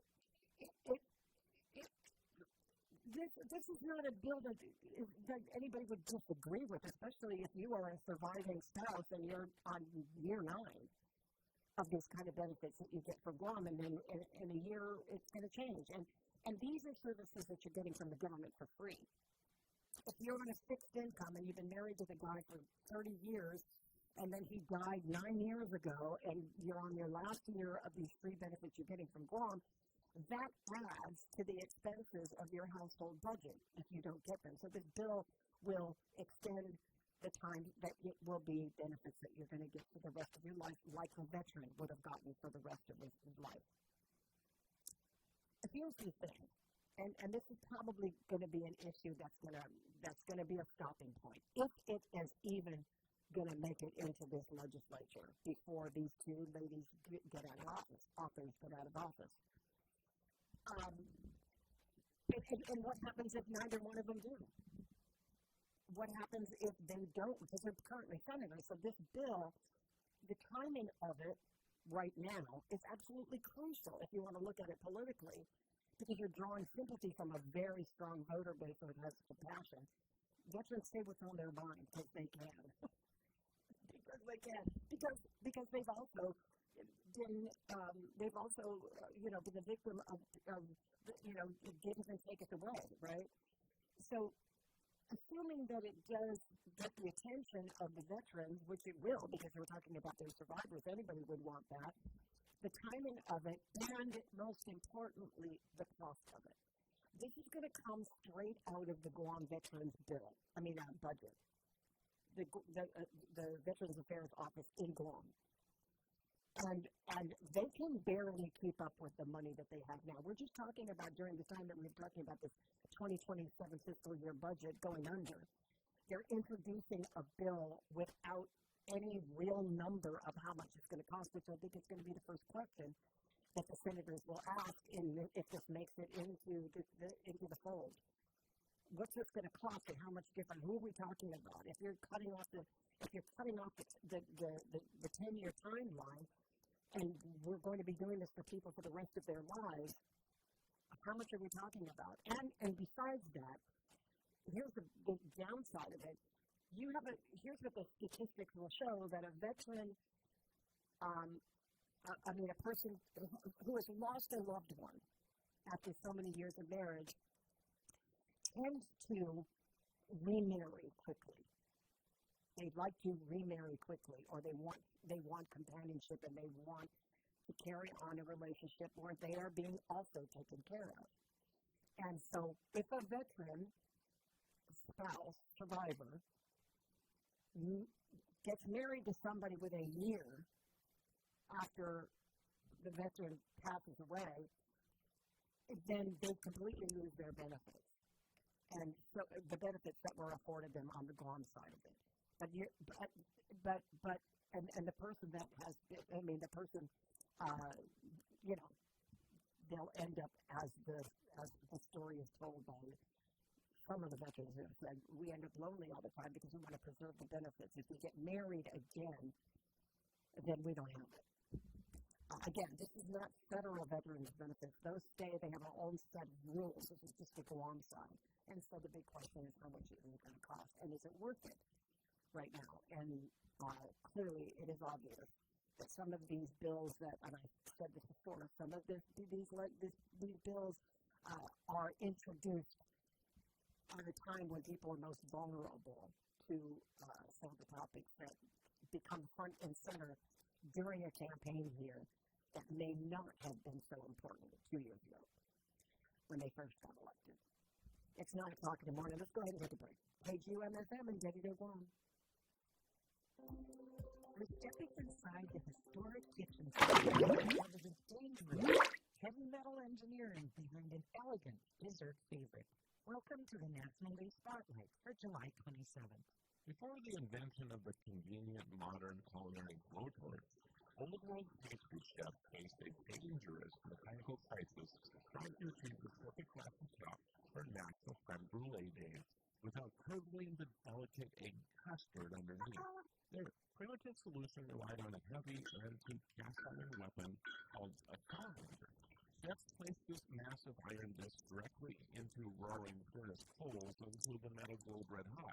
Then they carefully pulled the blazing flame out and hovered it just millimeters above the sugar, instantly flash melting the grains into a crisp window pane through sheer radiant heat alone, turning a high-end French luxury dessert into a grueling daily task of blacksmithing grit. We live in a really great time.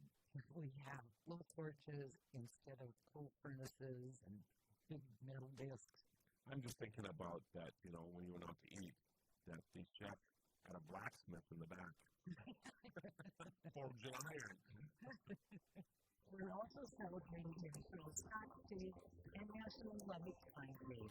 I'm Alice Anderson. And I'm Marlo Anderson with the National Day Calendar, reminding you to celebrate every day.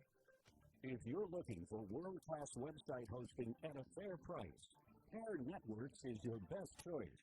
Founded in the early days of the web and still going strong today, Pair Networks now hosts over 150,000 websites for its demanding customers worldwide. Setting the standards for excellence, Pair Networks has a technical and support staff that's second to none.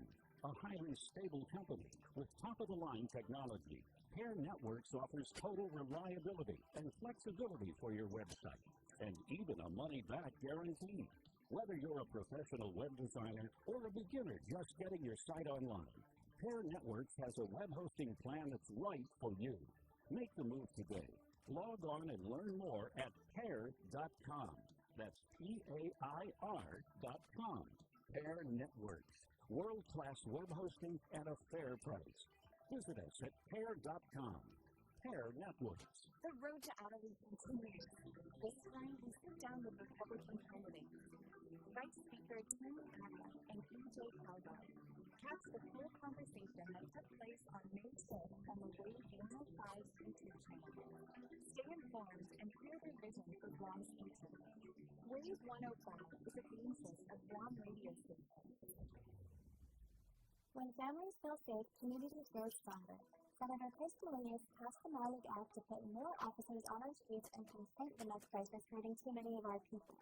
He led efforts to expand affordable housing to the additional dwelling unit and advanced nitrate bills. And now he is offering his second balanced budget that protects essential services while supporting private sector jobs. Steady leadership, real results. Re-elect Chris Delunious, who's focused, balanced, and real. I'm Chris Delunious, and I approve this message. Military officer, law enforcer, policymaker. Service has been the cornerstone of Congressman James Moylan's life.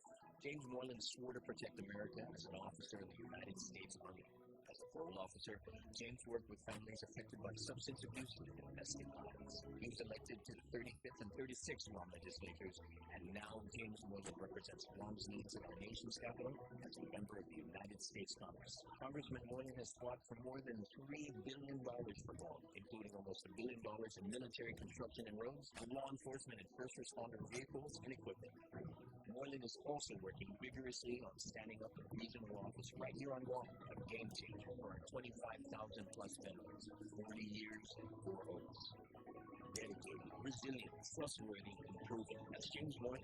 Re-elect James Moylan for Congress. Moylan works. I'm James Moylan, a candidate for Congress, and I approve this message. Paid for by James Moylan for Congress. David L. Camacho. Fresh in just a few clicks. Order online at SubwayPacific.com for pickup or delivery. Online ordering at SubwayPacific.com is powered by Good to Go. We deliver. At Subway, you got to refresh to be fresh. Patti, Guam, over the last 2 years, we have built strong relationships, opened new doors, and created real opportunities for our island.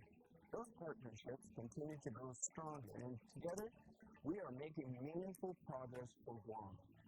Early voting for 2026 primary elections begins July 9th and runs through July 25th at the Westin Resort, Tuesdays through Saturday from 10 a.m. to 6 p.m. Now is not the time to lose momentum. The foundation has been laid. The relationships have been built. And opportunities to perform have never been greater. Your role will help ensure we continue moving forward together. I humbly ask for your support and your vote. Let's keep building a stronger future together. I'm James Moreland, a candidate for Congress, and I'll prove this message. Scored by James Moreland for Congress. David L. Camacho, Treasurer. I'm Cynthia Nchikeli, after premier services from complete interior cleaning and VIP detailing. To keep you cool, Pat also offers vacuuming, ceramic, glass down, and basic auto tinting. For more information, call 647-5. And we just got you covered. Now for July 31st, local Smiles Shop members can enjoy a free 6-inch Subway sandwich with free nipple fill-up of $40 scratch at any Walmart station. Available exclusively on the program. It's an easy summer win. Roll up, open the app, and enjoy the rewards. Not a member yet? Pick up a mobile Smiles product in your location. Then start to the mobile and Subway and great deal for the summer. See store for details. Our critically injured veterans and first responders are left behind every day because of inadequate wheelchairs. That's why Wheelchairs for Warriors is on a mission to serve America's heroes across the nation and provide them with custom-fit wheelchairs tailored to fit their needs to ensure they're rejoining their lives at the highest level of independent mobility and function possible. From lightweight daily use chairs or adaptive sports chairs to all-terrain wheelchairs to get these warriors outdoors. Wheelchairs for Warriors serves those who served us. To join their mission, visit their website at wheelchairsforwarriors.org. The road to Adelaide is far from nothing. It's time. You sit down with Republican candidate Speaker Frank Glass and Dr. Meredith Clark. Catch the full conversation. Place on May 7th at the Wave 105 frequency. Stay informed and hear their vision for Guam's future. Wave 105 is a crisis of Guam radio station. The views and opinions expressed on this program are those of the show hosts, guests, and callers, and do not necessarily reflect the views of the staff or management of Wave 105.1 FM, Winston's Media, or our partners. We strive to provide quality, respectful, and engaging content, and we welcome you to participate in the conversation. Thank you for tuning in to Wave 105.1 FM. Enjoy the show. Community conversation starts here. Wave 105, the talk of Guam.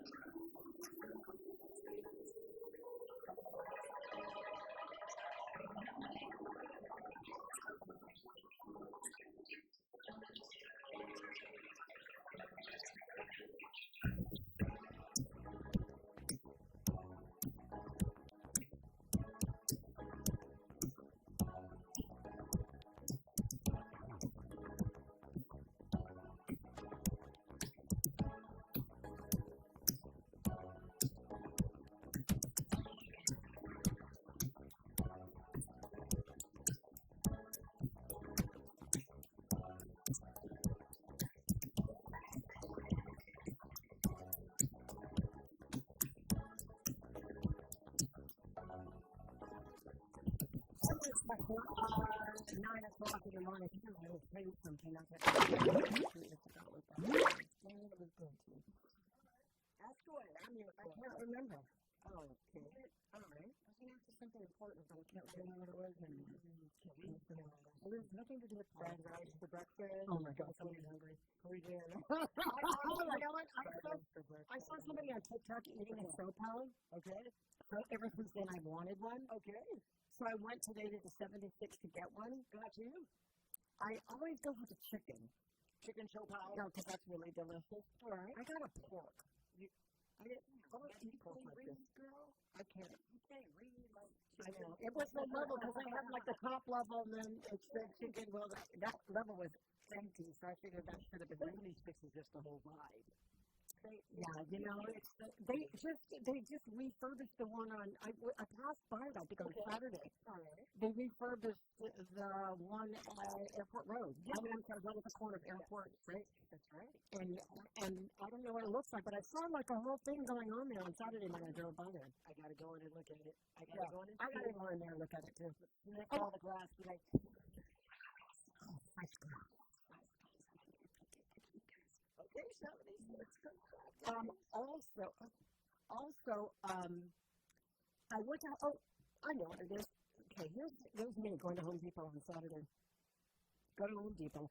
Actually, I ordered some things because I didn't want to, I ordered some things because sometimes it's best for me to just order it in advance so I'm not walking all over the store. Okay. So if I know what it is that I want, I'll just order it, pick it up. And then I can, if there's anything I need to pick up, I know exactly where it is. But most of the time, I don't need to go up and down every aisle, right? And so I ordered the two things that I needed for that day, or that morning, and went over to pick it up. When I was leaving, I had remembered that I ordered something else that was going to be curbside, right? You get it? Got it. I went in to pick it up, and then I left without picking up the other order that they were supposed to deliver to me at the curbside. So I didn't park in the curbside. Yeah, I know. No, but they got Buc-ee's at 76 now. So if you're a Buc-ee's fan, they now sell that at 76. Yeah. Where they at? They got Buc-ee's, pulled pork sandwiches. Oh, no kidding. Yeah. Oh, okay. Well, that's definitely, I should have popped in this morning. Yeah, so they got Buc-ee's now at 76. All right. So when I went in there, I picked up my thing and forgot that I had ordered something earlier. Okay. And I didn't pick it up at curbside. I went in, and guess what I did? What did you do this time? Bought it again. I ordered it that morning, forgot I ordered it, and then ordered it again.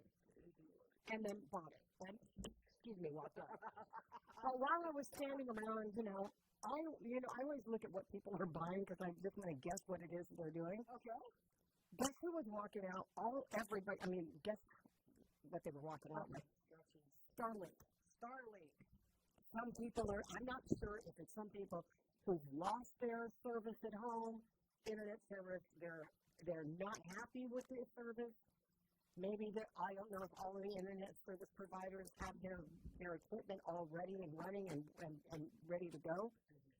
4 people in one sitting, and it's, unless it's a typhoon like when we were there a couple days before the typhoon, people were out walking around with all of the Ryobi stuff, fans and batteries and generators and all of that stuff, typical stuff.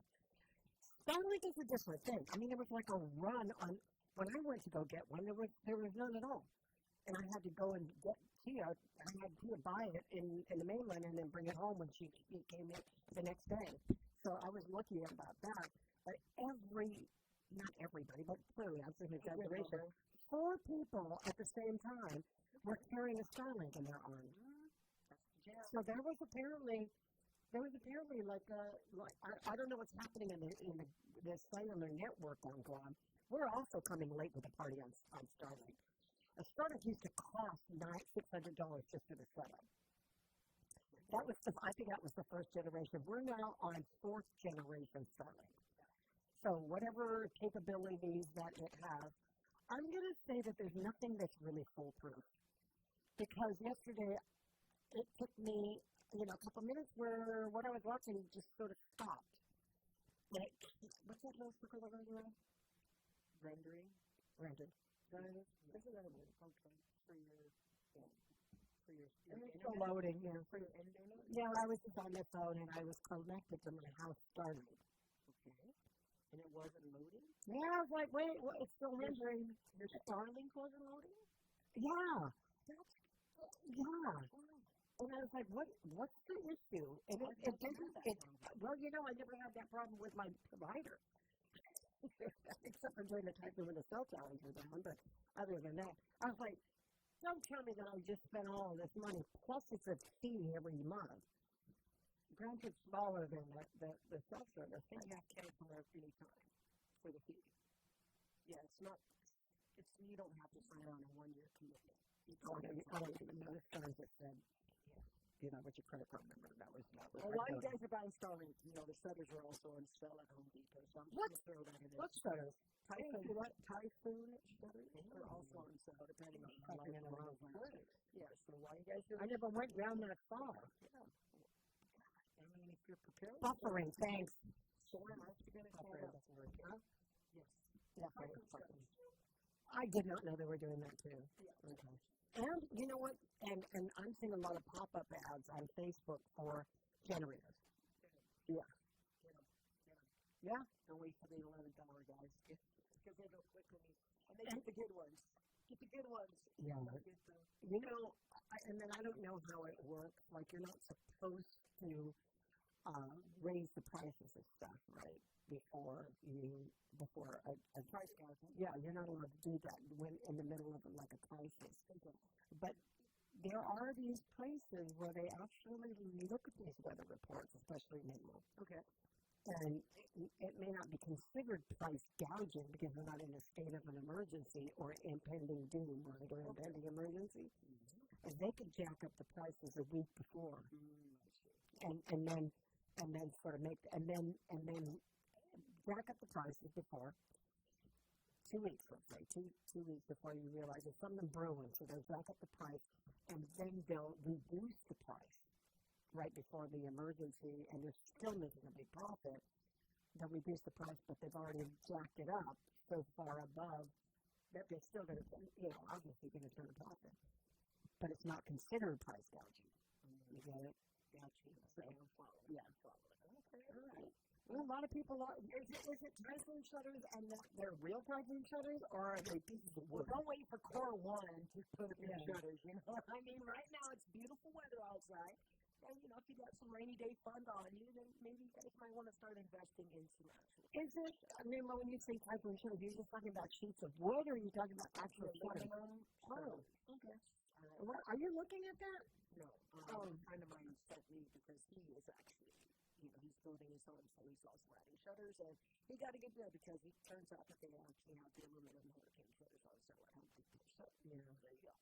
So he's house building, and he is including his typhoon shutters. He's like, hey, I'll make two typhoon shutters, bro. Don't do my float. The plywood outside. Don't do it. Don't do plywood on the door. Just get actual shutters. Yeah, I know. Somebody's reading something to me. I'm telling us that they're talking about Joe. He apologized, not his intention, and that they didn't even hear when he referred to special education. Yeah. Anyway, I don't. This is gonna. If we want to give this legs, right? If you want to give it legs, then there's some people that are going to carry this off to the bitter end, and it's going to have something to do with whether or not you're going to cast a vote for somebody.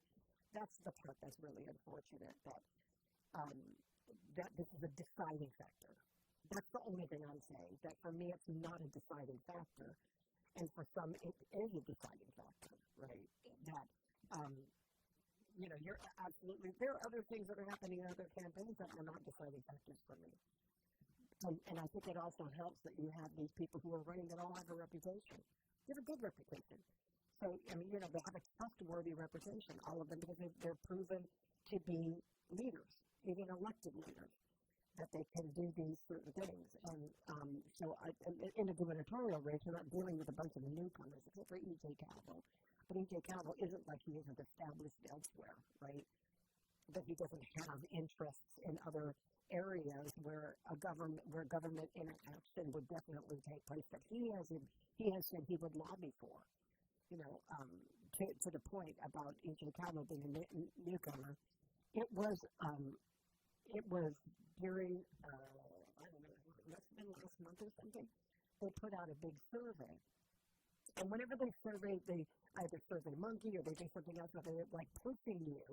However they know your phone number, they're pushing you to join the survey. And I always go to the survey to look what the questions are and to see what are they trying to gauge, right? And so this particular one that I was reading last month or a month before was about, it started off to be, like pretty general, and then it got to I'm like, okay, where's the guts of the survey? And it basically boiled down to whether or not E.J. Calvo is a plus or a minus for Tony Atta. And I think that the point was that Tony Atta has been an established elected leader. He's got a very good reputation, and he's a friendly person, very personable. He and his family have done some great service in Guam. And is he more popular, or is he becoming any more popular with E.J. Calvo working with him, or did he make a bad choice of somebody who's a sort of, you would say, a newcomer into the politics? I mean, he's never run for elected office, but he also comes from a spirited family of lawmakers.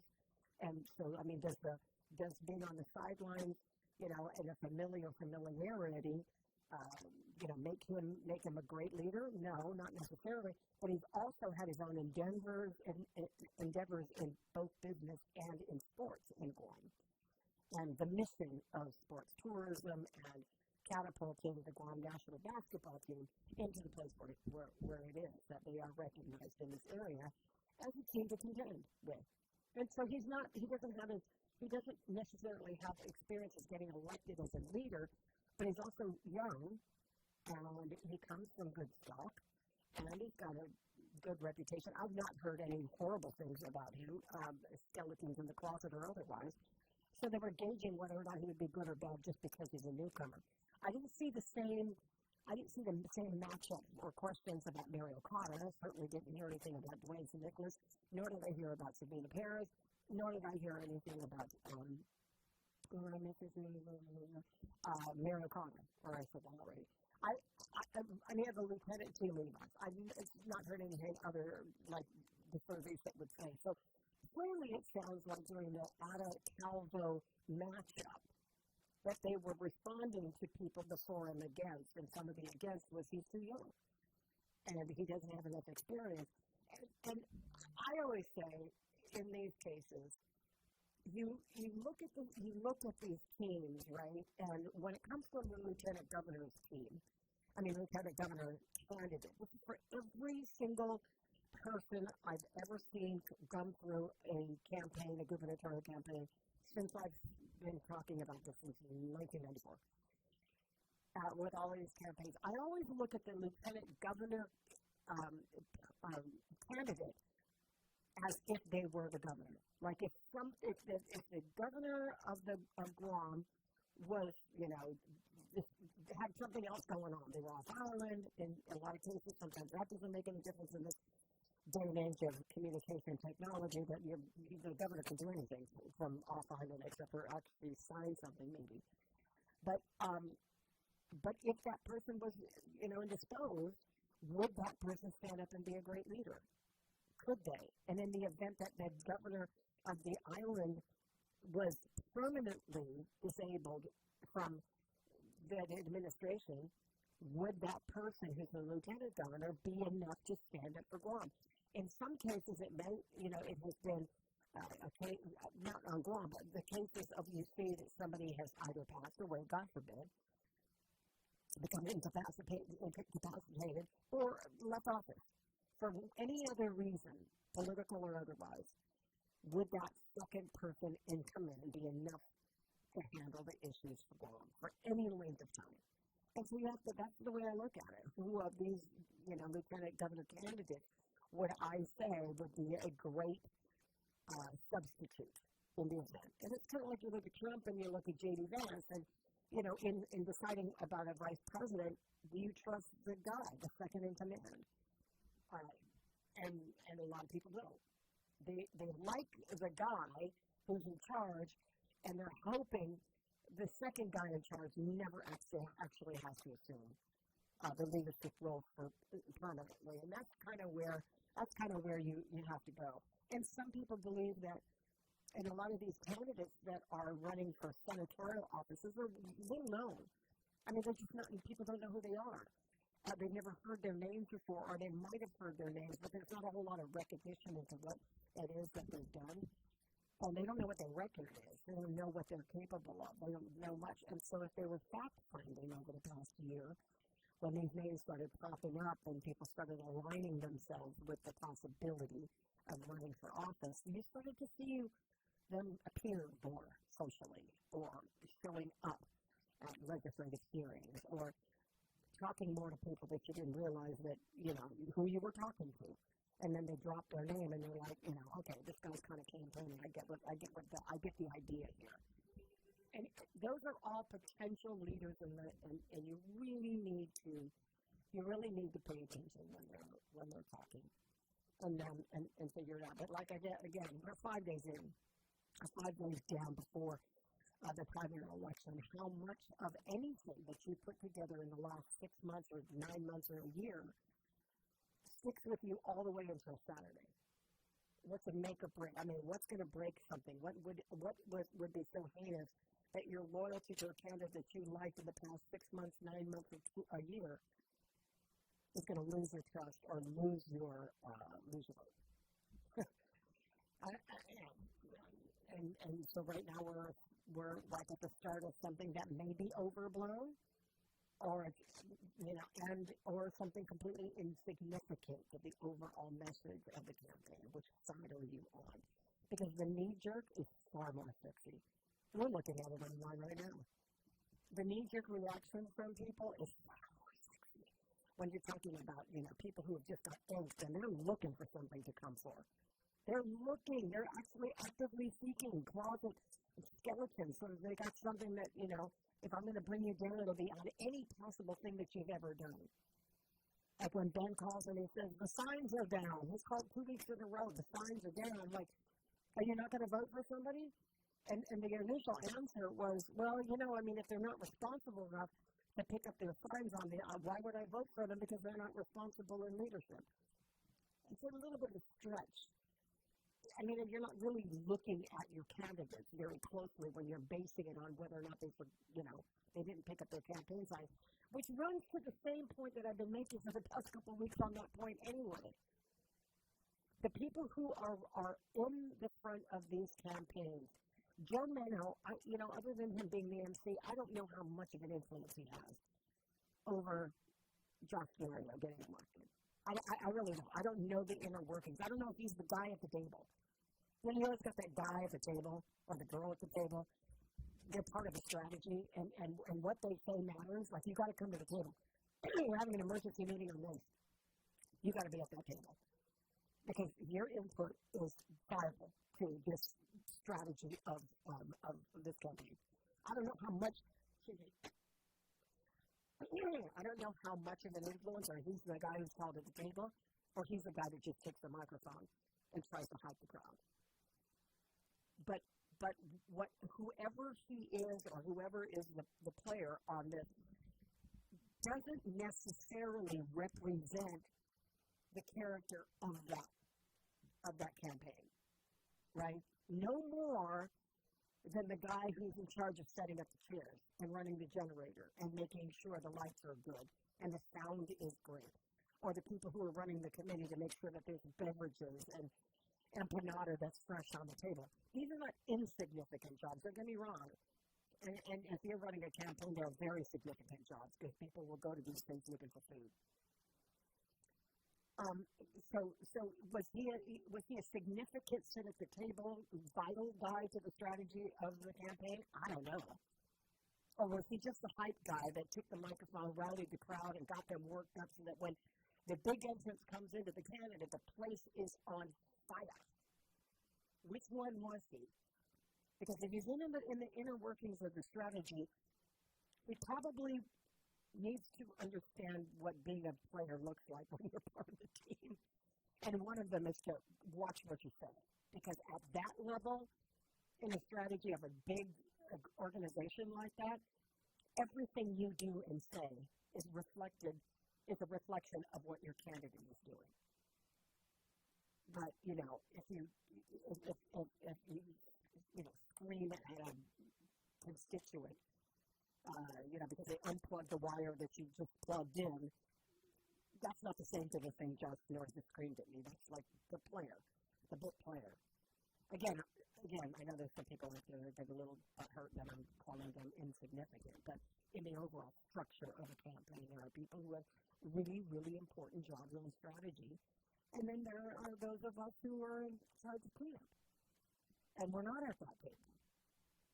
So, I think that you have to decide, I guess, for yourself whether or not this is like a make or break for you because somebody made fun of people like his brother. And then he got people like Mike Nicholas, who's got a son who has a person with disabilities that got really hurt over him. And only one of them was out there making the point. Anyway, bottom of the hour. Let's go ahead and take another break, yes? Okay, we'll be right back. The road to Adelaide continues. This time, we sit down with the candidates. Vice Speaker Tony Adams and E.J. Calder. Catch the full conversation that took place on May 5th on the Wave 105 YouTube channel. Stay informed and hear their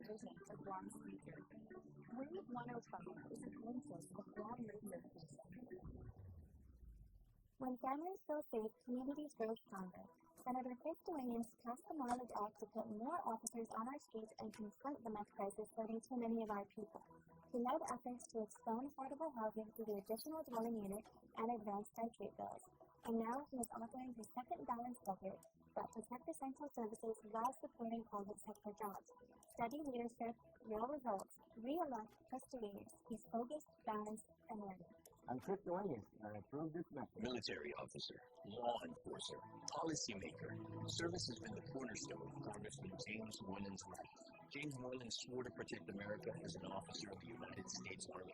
As a parole officer, James worked with families affected by substance abuse and domestic violence. He was elected to the 35th and 36th Guam legislatures, and now James Moylan represents Guam's needs in our nation's capital as a member of the United States Congress. Congressman Moylan has fought for more than $3 billion for Guam, including almost $1 billion in military construction and roads, and law enforcement and first responder vehicles and equipment.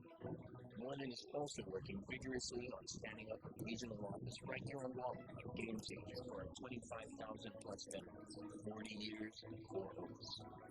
Dedicated, resilient, trustworthy, and proven. As James Moylan, re-elect James Moylan for Congress. Moylan first. I'm James Moylan, a candidate for Congress, and I approve this message. Paid for by James Moylan for Congress. David L. Camacho. Keep fresh in just a few clicks. Order online at SubwayPacific.com for pickup or delivery. Online ordering at SubwayPacific.com is powered by Good to Go. We deliver. At Subway, you gotta refresh to be fresh. Patti, over the last 2 years, we have built strong relationships, opened new doors, and created real opportunities for our island. Those partnerships continue to grow stronger, and together, we are making meaningful progress for Guam. Early voting for 2026 primary elections begins July 9th and runs through July 25th at the Western Region, Tuesday through Saturday from 10 a.m. to 6 p.m. Now is not the time to lose momentum. The foundation has been laid. The relationships have been built, and opportunities before Guam have never been greater. Your vote will help ensure we continue moving forward together. I humbly ask for your support in your vote. Let's keep building a stronger future for Guam. I'm James Moylan, a candidate for Congress, and I approve this message.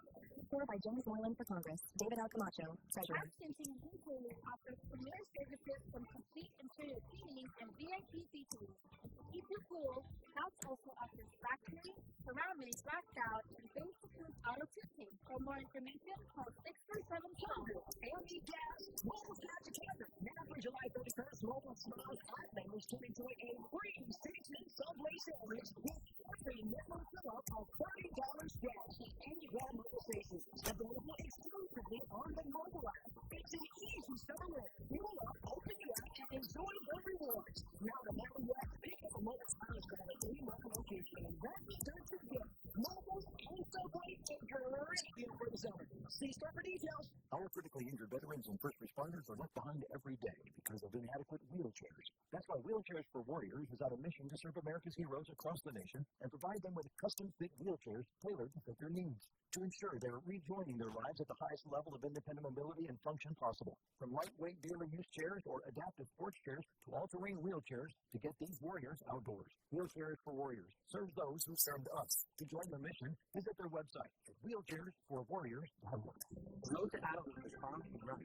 Just time to sit down with Republican candidates Stephen Frank Glass and Dr. Mary McCarthy. Catch the full conversation place on May 7th at the Wave 105 YouTube. Stay informed and share their vision for Guam's future. Wave 105 is a glimpse of Guam radio station.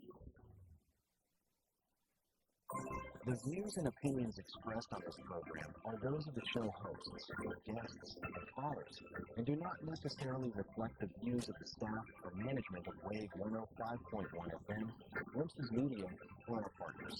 We strive to provide quality, respectful, and engaging content, and we welcome you to participate in the conversation. Thank you for tuning in to Wave 105.1 FM. Enjoy the show. We're stepping inside the historic kitchens today to uncover the dangerous heavy metal engineering behind an elegant dessert favorite. Welcome to the National Day Spotlight for July 27th. Before the invention of the convenient modern culinary blowtorch, old world pastry chefs faced a dangerous mechanical crisis tried to achieve the perfect glassy top and match the creme brulee gauge without curdling the delicate egg custard underneath. Their primitive solution relied on a heavy, antique cast-iron weapon called a salamander.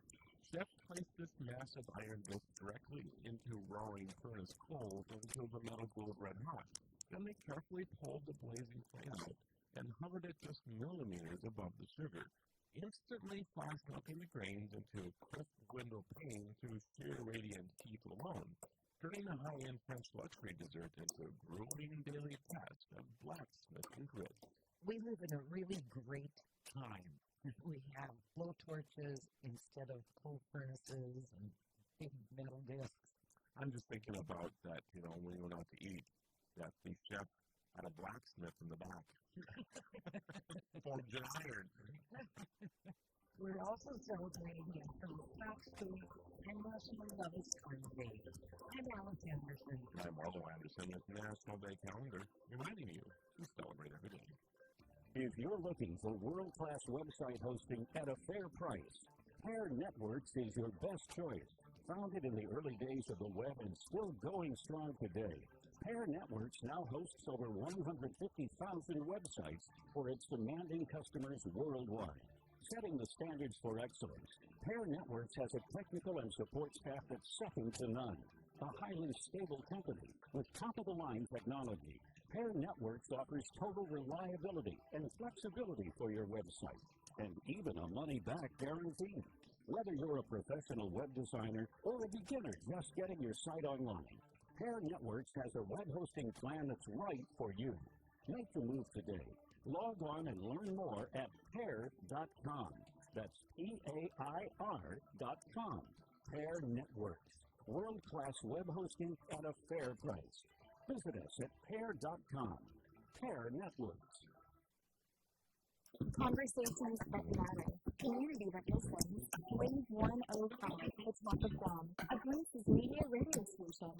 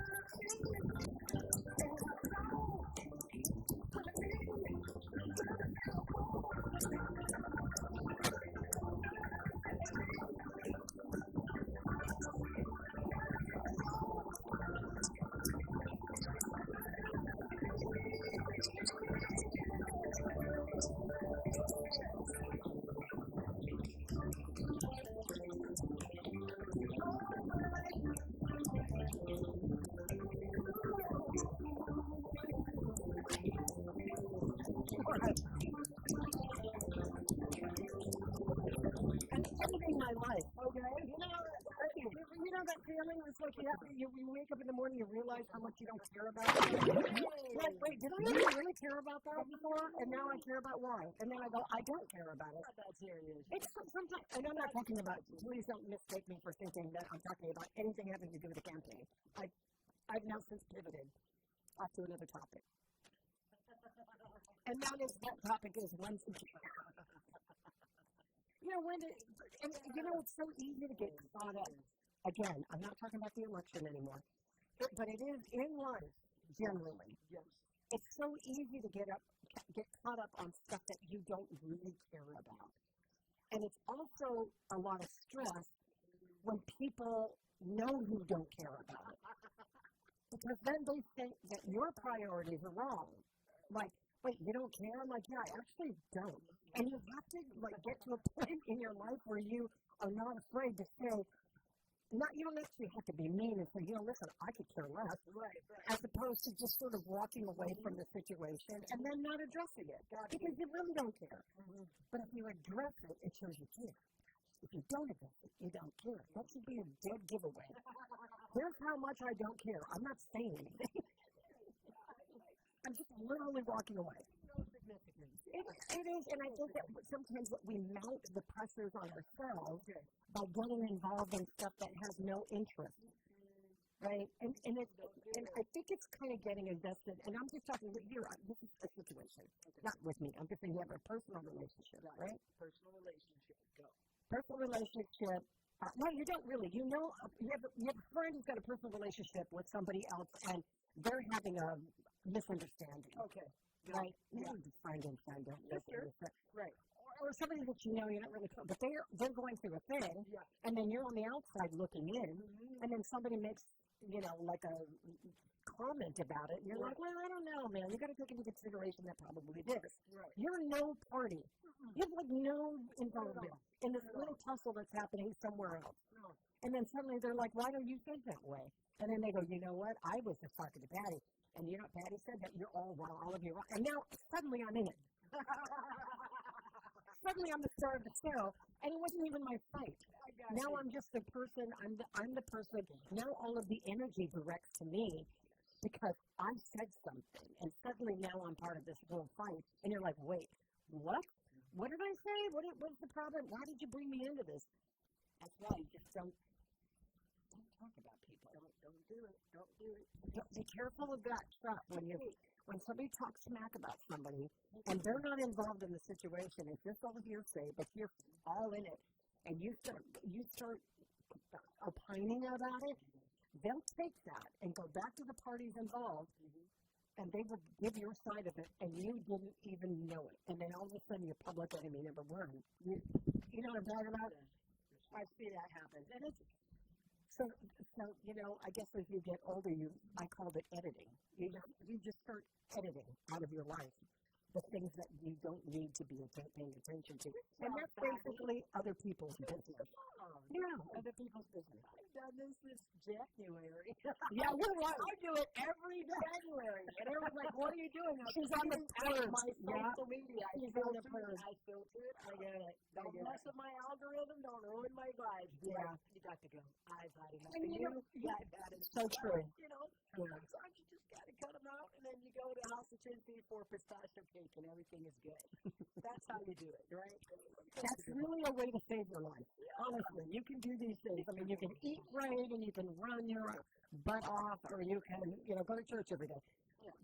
You can ruin your life by silly things like that, by putting your face into something where your face doesn't belong, having an opinion, or using your energy that's you're upset for the day, and then suddenly something happens, none of your business, and you comment on and the comment is worse than you're caring about it. If you just have your mouth quiet and not talk about it, then perhaps people will recognize you really don't care, so they won't talk to you about it.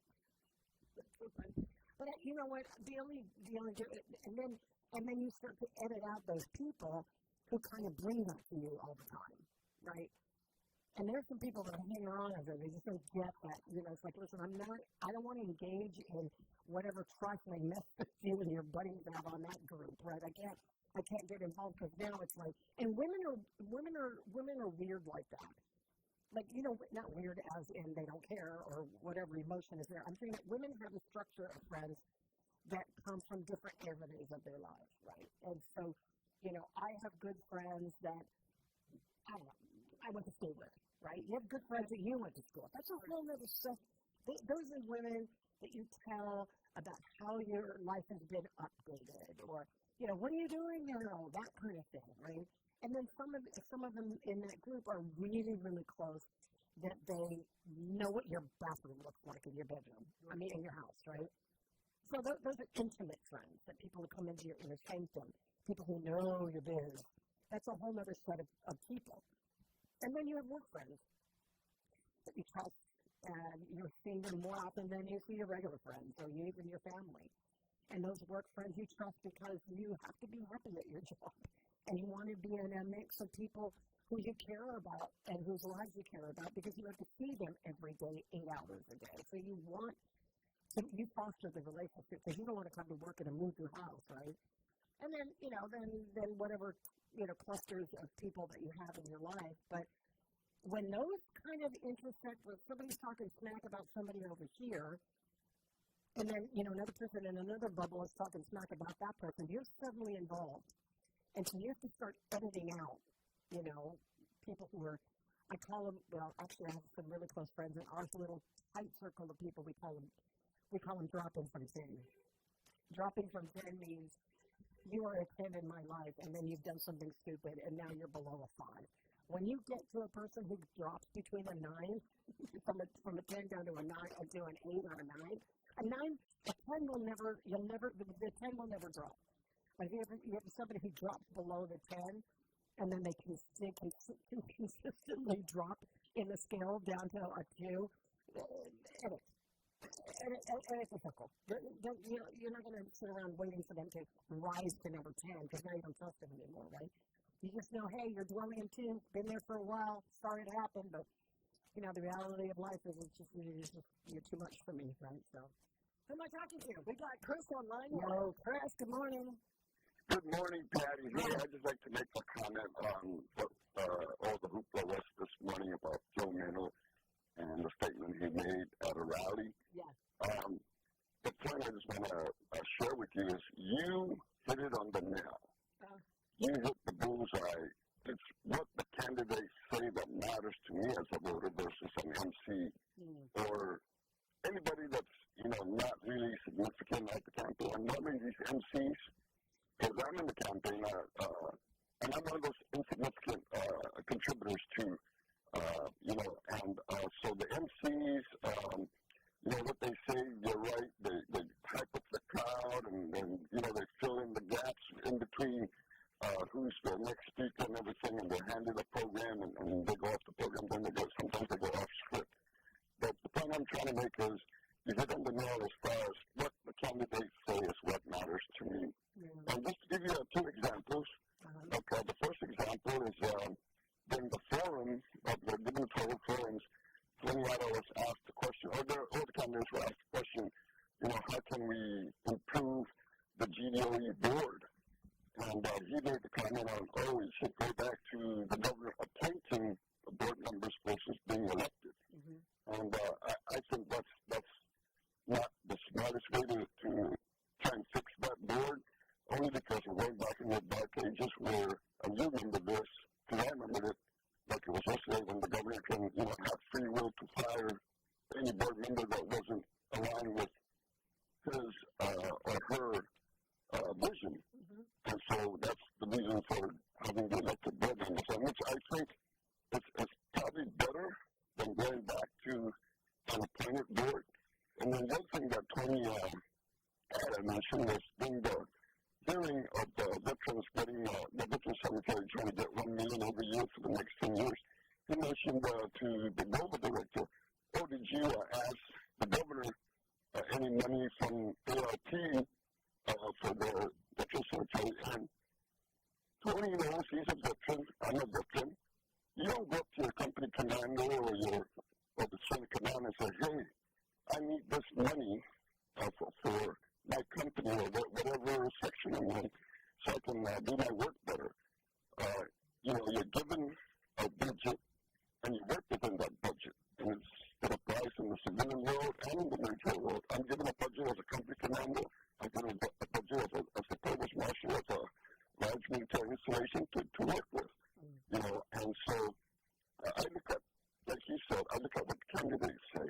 And so that's my take on that. And Joe Mano, he's not at the table. He's one of those, insignificant supporters in the campaign like I am. My job in the campaign is just to take care of security and parking and clean up and set up, those kind of things that probably nobody wants to do, but, I have a handful of great volunteers that help me with that to make those happen, and I really appreciate all their support when they do come out and help me out with every event that we have. Yeah. Well, I also want to make it clear that when I talk about insignificant, I don't mean insignificant as human beings or your I understand completely. I didn't even take offense to that. Right, good. Because and the bottom line is we're all there to support our candidates.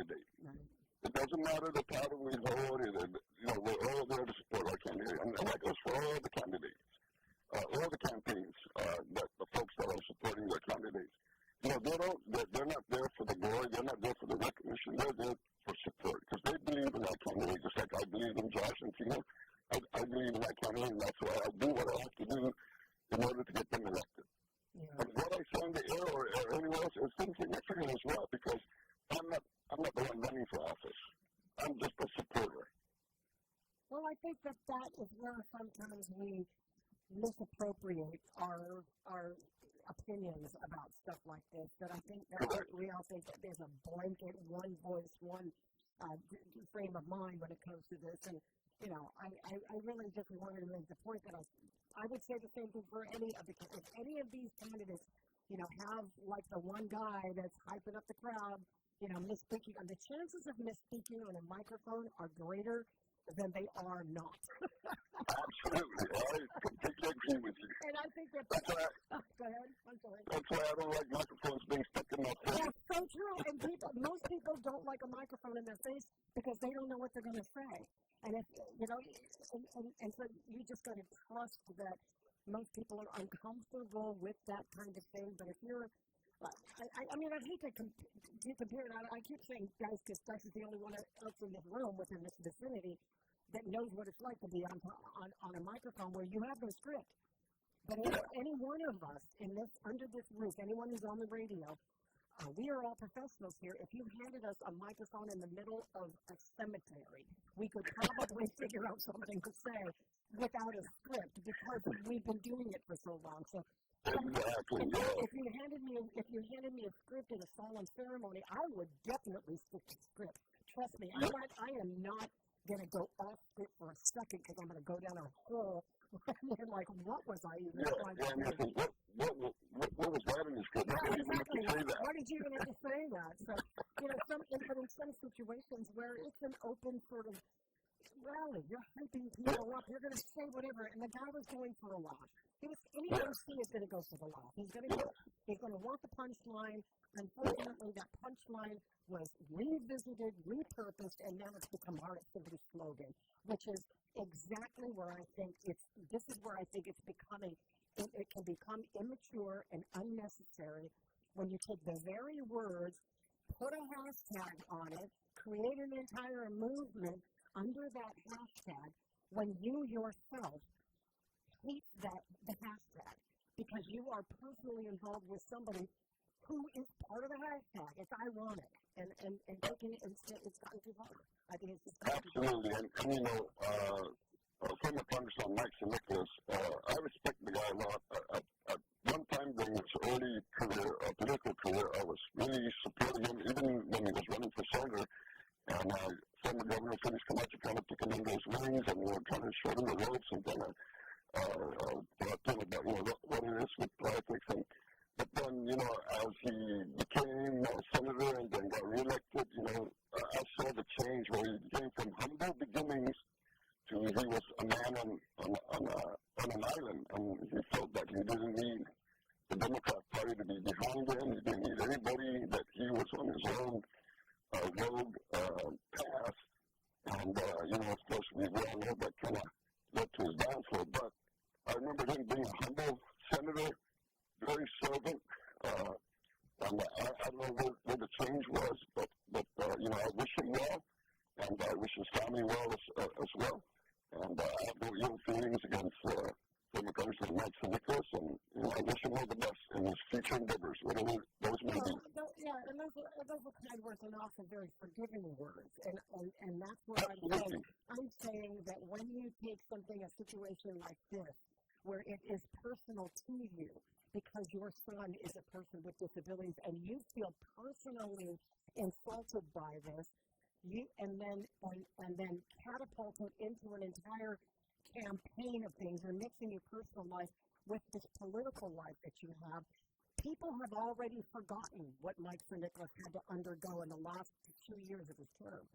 Absolutely. And they also are probably not remembering that recently he had his own personal trial when he flipped his car after an incident that took place. And so people have been forgetting about these things, but nobody nobody in their right mind should be politicizing all of this stuff on jokes. Exactly. I didn't create a hashtag, DWI or whatever. Hey, the guy, he's going to answer for his actions just like I answer for my actions, and leave it at that. That's kind of the way we all have to act for each other, right? Absolutely. Domino was answerable to the public. He was answerable to the people he represents. And he was answerable to himself and his family by saying what he said. And he got on the radio. He admitted he was wrong. He was very emotional after he, got into the conversation a little bit. He started to cry. And I you know what I mean? I feel like he, did not have to get on the radio. He didn't have to bear himself on the radio this morning, first thing in the morning on Monday. He did that. And so I respect him for owning up. And I think that it shouldn't go really any further through people's ideas of how a candidate is based on some, MC that just was trying to kill time, unfortunately. Yeah, and the thing that I like to say about Joe is that he owned up to it. He didn't shy. He didn't, he owned up to it. And that, for me, brings more respect for someone that says, hey, man, I screwed up. But here it is, and what can I do to make things better? And I respect that. Yeah. Well, I just hope that all of these, the kind of words that we use to joke around about certain things that cross the line. We have, in the world of comedy, you're dealing with people who are comedians who make fun of other people all the time, and there are people who are ultra sensitive. I was talking, I think it was Paulie. One time he was talking about how people were insulted over different comedians that were on there, and he said they were throwing, items at the person, and his point was you came to the concert, you were there for the guy, right? It's not the same thing as Joe, because they weren't there for Joe, but people, public speakers that are comedians, the shock value of them saying this kind of stuff is either going to make you mad or make you laugh. And it's somebody who's going to get up there and with the potential of 50-50 chance of pissing people off is probably there for that exact reason. I mean, if you know comedians that have just been brutal, they just make fun of everybody, and you want to be in the crossfires of that, then you sit down and buy the tickets, because you like it. Yeah, well, one that comes to mind not too long ago was Chris Rock, he made a comment of Jada Pinkett, and they didn't take too kind to that joke, and the rest is history. He acted on his impulse. Exactly. He acted on an impulse, and it just you couldn't even tell who was worse, the joker or the response. But Will Smith, Correct. And after that happened, because that was also really personal. Remember, because Jada Pinkett had a skin condition that affects a lot of people, and that's why Will Smith reacted the way he did. Yeah. Everybody forgot about what the skin condition was, and if there's a cure for it. Nobody cared about what they were actually standing on. It's really interesting. But Chris, we could have done this all day. I appreciate the time. Okay. All right, thank you. Have a great week. I will as well. Don't forget to vote. I already voted. Thanks, Chris. Okay, take care. I was actually just going to make a joke, but I don't know who he's going to vote for. Kidding, because he made that very clear at the top of the hour. All right, whatever side you're on, don't forget to vote. It's 10 o'clock in the morning. We're going to go ahead and make way for the next thing, and I'm thinking it's being Melvin Wapat will be here with the status quo. He might have a lot of things to say about this H.R. 9724. We haven't heard from him, and I'm sure he's got a head full of things that he'd like to say about birthright citizenship in Guam and 2001 citizenship at all, the potential for people who are born here. And that would be an interesting conversation. Catch him now, and then this afternoon from 2 until 6, catch Polly Suba. He's on the radio with Ryan from Nicholas this afternoon. And, of course, we've got Dice leading you through your afternoon drive time from 2 to 6 on Power 98. We're the Wave, and we're Mornings with Patti. I'm Patti. I'm Dice. It's 10 o'clock, KGUM FM in Denver, Guam. Have a good one, everybody. We'll see you back here tomorrow. Thanks, guys.